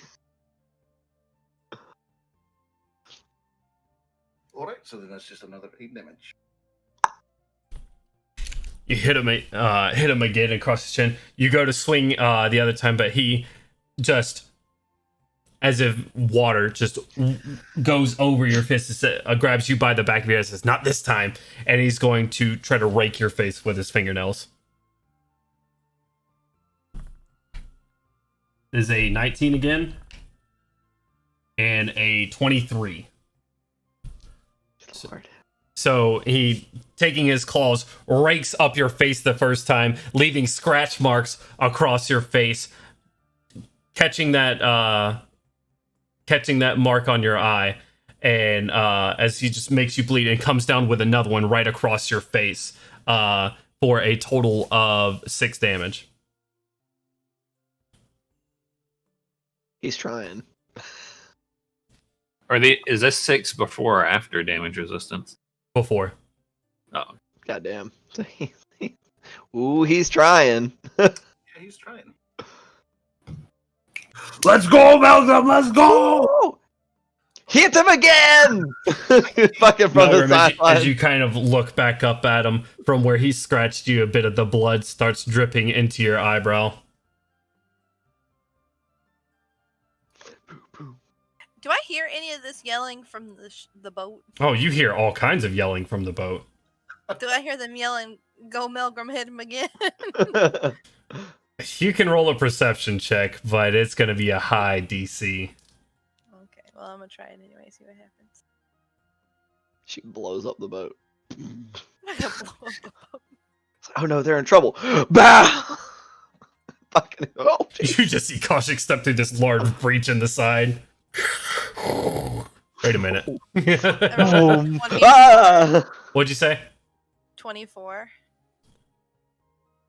Nah, you hear general revelry across the ship itself. Loud music playing, lots of screams, yells, hooping and hollering. Like there's all sorts of things going on aboard that ship. You can't pinpoint anything going down below. All right. Alright, yeah. What you We're gonna keep on hitting until this motherfucker just goes down. go for it? This guy's got crackhead energy. He is wild out. 20. 20 does hit. What? Go ahead and roll both attacks. I'll tell you which one hits since they're doing flat damage anyways. 20 and 23, right? 20 and 23 both hit, so he takes another 16 points of damage. Okay. As you land these solid blows on him, you know your blows are connecting, and you've been in plenty of fights before, but every time you make a connection, whatever damage you're doing to him physically, his brain does not seem to be registering. Oh my god. I'm about to kill this man by accident. It'd be like that You sometimes. punch him one like on either side. No, come here! And he's gonna try to grapple you again. So go ahead and roll an athletics or acrobatics check, your choice. Good lord. That is a 25. It is a 28 on his side. He is going to grapple you and start trying to he's gonna start trying to choke you out. All right. So he leaps up on your back. You being as strong as you can supports his weight. He's smaller in build, but he's still taller than you are. So he hops up onto your back and both knees into your armor and gets his arm up under your chin and it says, "You're mine now, Duff," and pulls back as hard as he can. We'll talk about what that means and if it gets to that point. What's your constitution? 15. Okay. All right. And that's going to be his turn. As he pulls back, his forearm dug deep into your trachea, you're having trouble breathing. What would it's your turn now. You could use an action to throw him off of you, or you could attack him.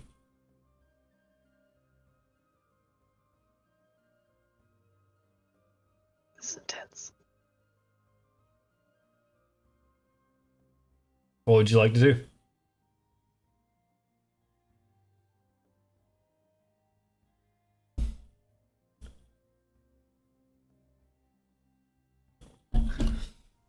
We're gonna try to attack him again.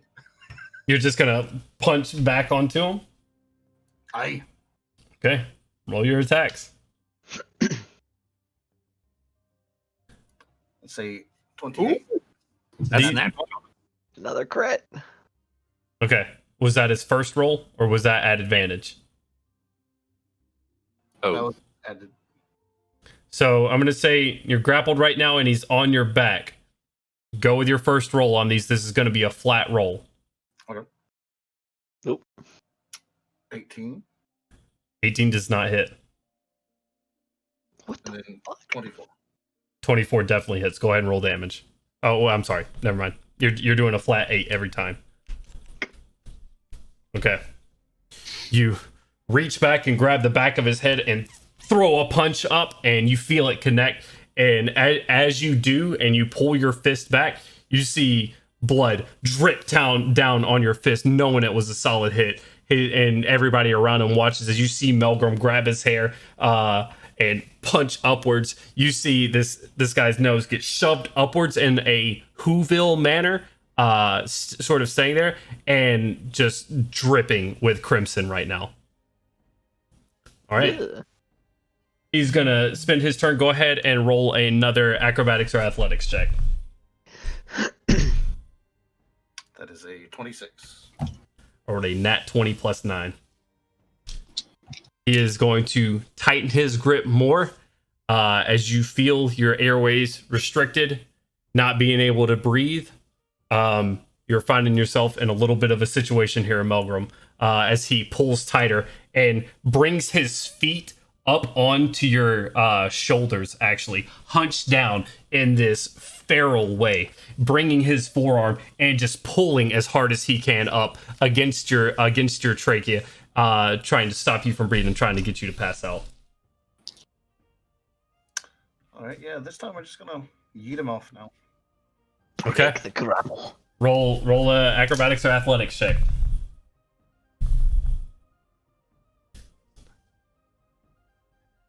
Really?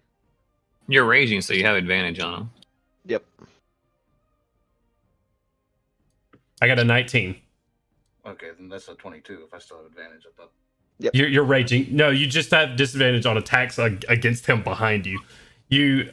So 22. You manage to get your mitts back under his forearm, and just through sheer anger, pull it off and throw him off of your back. That's going to be your turn, but you got off him and you just bring in air. Much needed air. I actually choked myself up on that. bring in the air and turn around and face him again as he's still just kind of cackling and twitching a little bit. God damn. I actually did choke myself up on that one. Oh, Lord. Gorham, you feel the same large mitt just paint your back. I told you it was gonna be a slobber knocker. Get him! As he just yells out to the crowd. All right. He is going to, after you throw him off, Melgrim, he's going to attempt 2 strikes at you again. That is a 16. Ooh, that's not good. Both were 4s and a 10. First one hits, second one does not. Okay, so you take 3 points of damage on that one. As he steps towards you, you dodging out of the first one, moving out of its way, but the second one raping up from your chest, up your neck, and up your face again. As he is still just using these claws, or his fingernails. Half, that's 1.5 point. Like Half that is 1. You round down. Nice. That's a beefy boy. And he's still looking at you, twitching. Come on then, little man. coming for you, damn elf! Run at him. Bum. He stops and says, "Well, now that's race." No, I'm just playing. You just called me small. He did. He called you little. You little man. 20. What'd you say? 20. 20 hits. This beard's getting in the way. And then what's your second attack? A Nat 20, which is a critical. A nat 20 again, so God 16. damn. 8 plus 4 is 12. Which is... He's still standing on his feet currently. As you wail into him again. Oh shit. Jesus! Wow. Does exactly that as you hit him the second time, and you see about 3 teeth just go out of his mouth off into the crowd, and blood spatters across the face of this halfling that's sort of standing there right beside you with a large stake, and he goes, "Yeah, fucking kick his ass!" Just going wild, even with spittle and blood across his eye, as you just wail on him. I'm probably also in the crowd trying to teach Erish how to scream obscenities at people. Hell yeah, brother. What do you say to him? I'm just trying to get him to yell and cheer and get in there with the crowd and not be like, "Oh yes, go, sir." Roll a persuasion check. All right. Another one. 16. He said, Erish, yell fuck. Yell fuck. Fuck them up, sir. Go! Go, Sir Melgrim! Go!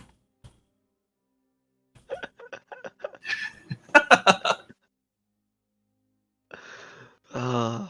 Yeah, I instruct them that if he's going to cheer, he needs to open his mouth all the way, like he's trying to intimidate the person that he's fighting. Go! Yeah, then bump that up by 50%, just as loud as you can get it. Go! All right. Melgrim. Okay, good job. As you wail on this guy, he is still standing there, bloody, his jaw a little bit off kilter from where you hit him before, his nose bleeding down as he licks his lips, just covered in blood at this point. And he's gonna attempt to grapple you again. Holy So shit. roll an acrobatics or an athletics check. That is a 27 on my side. God damn. Well, either way, yeah. Do you roll with advantage? Yeah, either way. Advantage was 19. 19 total. Okay. So he does the same thing again, gets on your back and starts digging his forearm up beneath your chin, getting your beard and your necklace caught against your neck, and you just start feeling them grinding against your skin. All right. He is trying to choke you out yet again. It's back on your turn. All right, yeah, we're gonna throw him off. Okay. Roll an athletics or an acrobatics check. Oh. That will be an 11. He also rolled an 11. Oh shit. We're gonna do a roll off. No modifiers, no anything. Roll a d20, Melgrim. A roll off or what? Just roll one d20. What'd you say? Okay, fine. Just roll a d20. Strength was. That's a natural. Oh, let's go! Let's go! Get his ass! You feel Hell yeah! the necklace dig into your skin, and you think Yeah! you scream this out, and you take him and you bring him over your shoulders and throw him back flat onto the ground as he just splays out in front of you. The who? I didn't know the who were an Eberron. All right. He is going to use half his movement to get up, and he's going to claw at you twice. That is going to be a 21 and a 22. So that's 6 points of damage as he claws back up towards you. Melgrim, at this point, your eyes are starting to fill with the crimson. It's kind of wiping them away as he's slicing at you with his fingernails, and you've just got these light trickles of blood going all over your face and forehead right now. There's just fills that rage that's building beneath you right now. Oh, all right. Now we're gonna try to grapple him and choke him out because I'm getting tired of this shit. Okay, you're gonna grapple him? Come here, you wee man. All right. Fuck his ass up. Go ahead and roll an athletics or acrobatics check. And that is No. 20. It's a 19. You get him grappled. Melgrim! Just The fucking orc cheering looks from the at you, just, sideline. Elfman! I can't remember his name. Elfman! It doesn't have the same effect. Take a shot, my man. And he turns around and he grabs these smaller glasses, like tumbler-looking glasses, and hands you one. It's filled only about halfway with some sort of blue juice. And he says, "Cheers, brother," and clinks your glass. Whether you hit it or not, he hits your glass with his and downs whatever he's drinking, takes his glass and throws it behind him. Jesus Christ. I'll down mine and throw it behind me as well, I guess. Yells here. Oh! Roll an attack roll at disadvantage, Gorham. Okay. I'm just gonna roll my maul and see what happens. 16? You both throw it back up. You just oh, ow! From the back of the crowd somewhere. All right. I lost track of whose turn it was. I Telling didn't. Eric that he should yell at he should yell that the elf made a mistake. Gorham loves that shit. So, Elf, you have made a mistake. He looks back towards you. Yeah, just get in there. Put more bass in your voice. Aye. Ma'am, can I have a water, please? As a bartender comes around and... He's been. Oh. No, you can't. I got this. And she holds drinks out in front of him. Oh, never mind then. All right. I grab one from behind. Okay. It's the same, like, sort of half-filled tumbler of blue juice. Gotcha. You guys, all right. I forgot whose turn it is and all that. It'd be Melgram's turn. Melgrim, go ahead.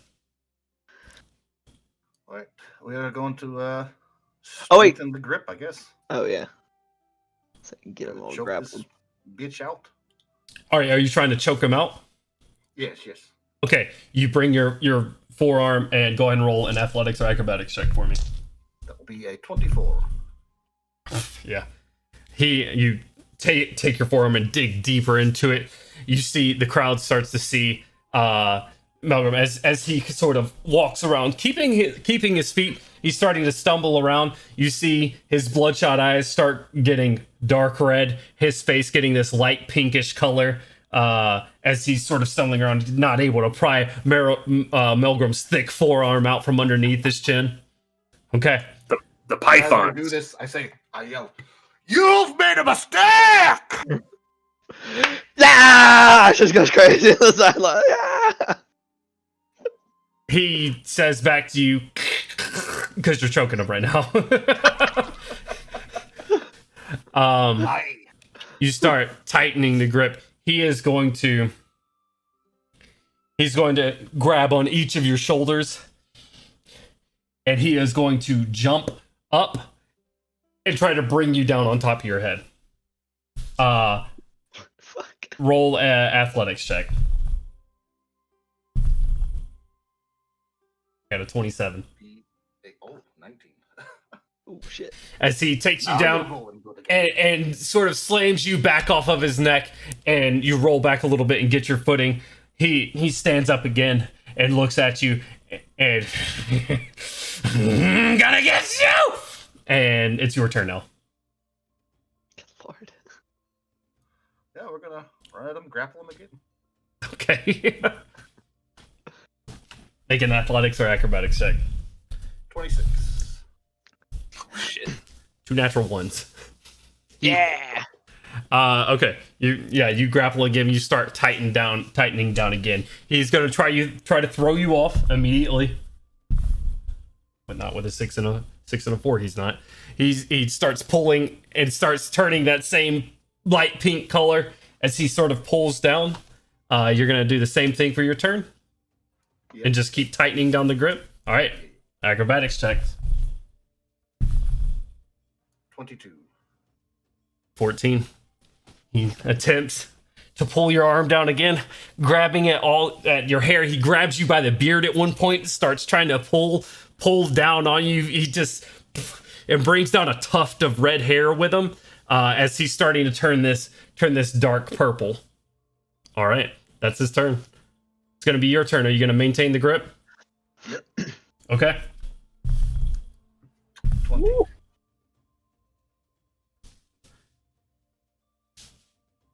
16.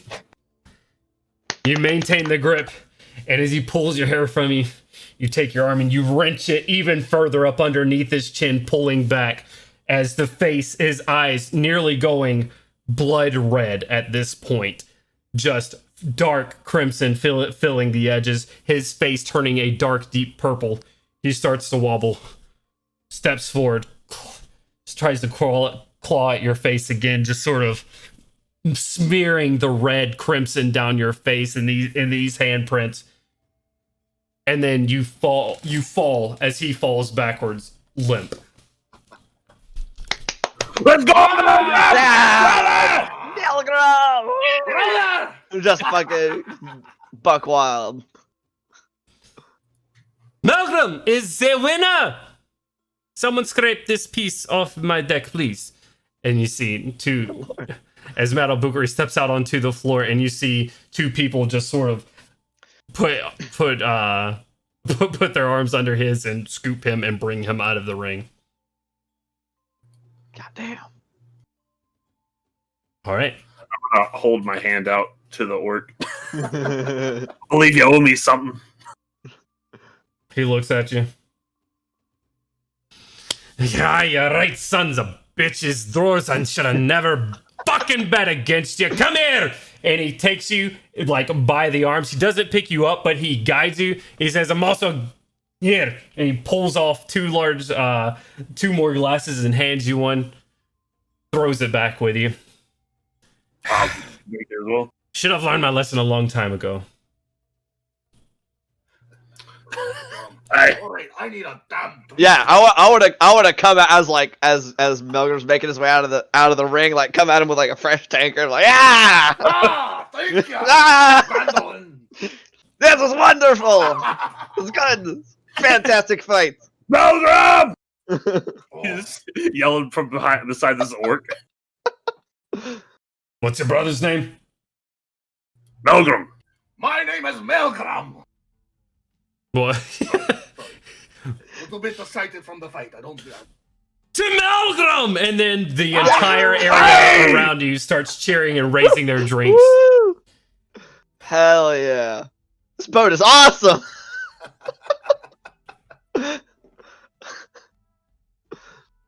Oh, Jesus Christ. To Malcolm. All right, now both of you. Does Erish have a drink? Here. A water. Look, Malcolm, you know how this goes. You do the wrestling, I make the money. Oh, Oh, Lord. That was awesome. So now what?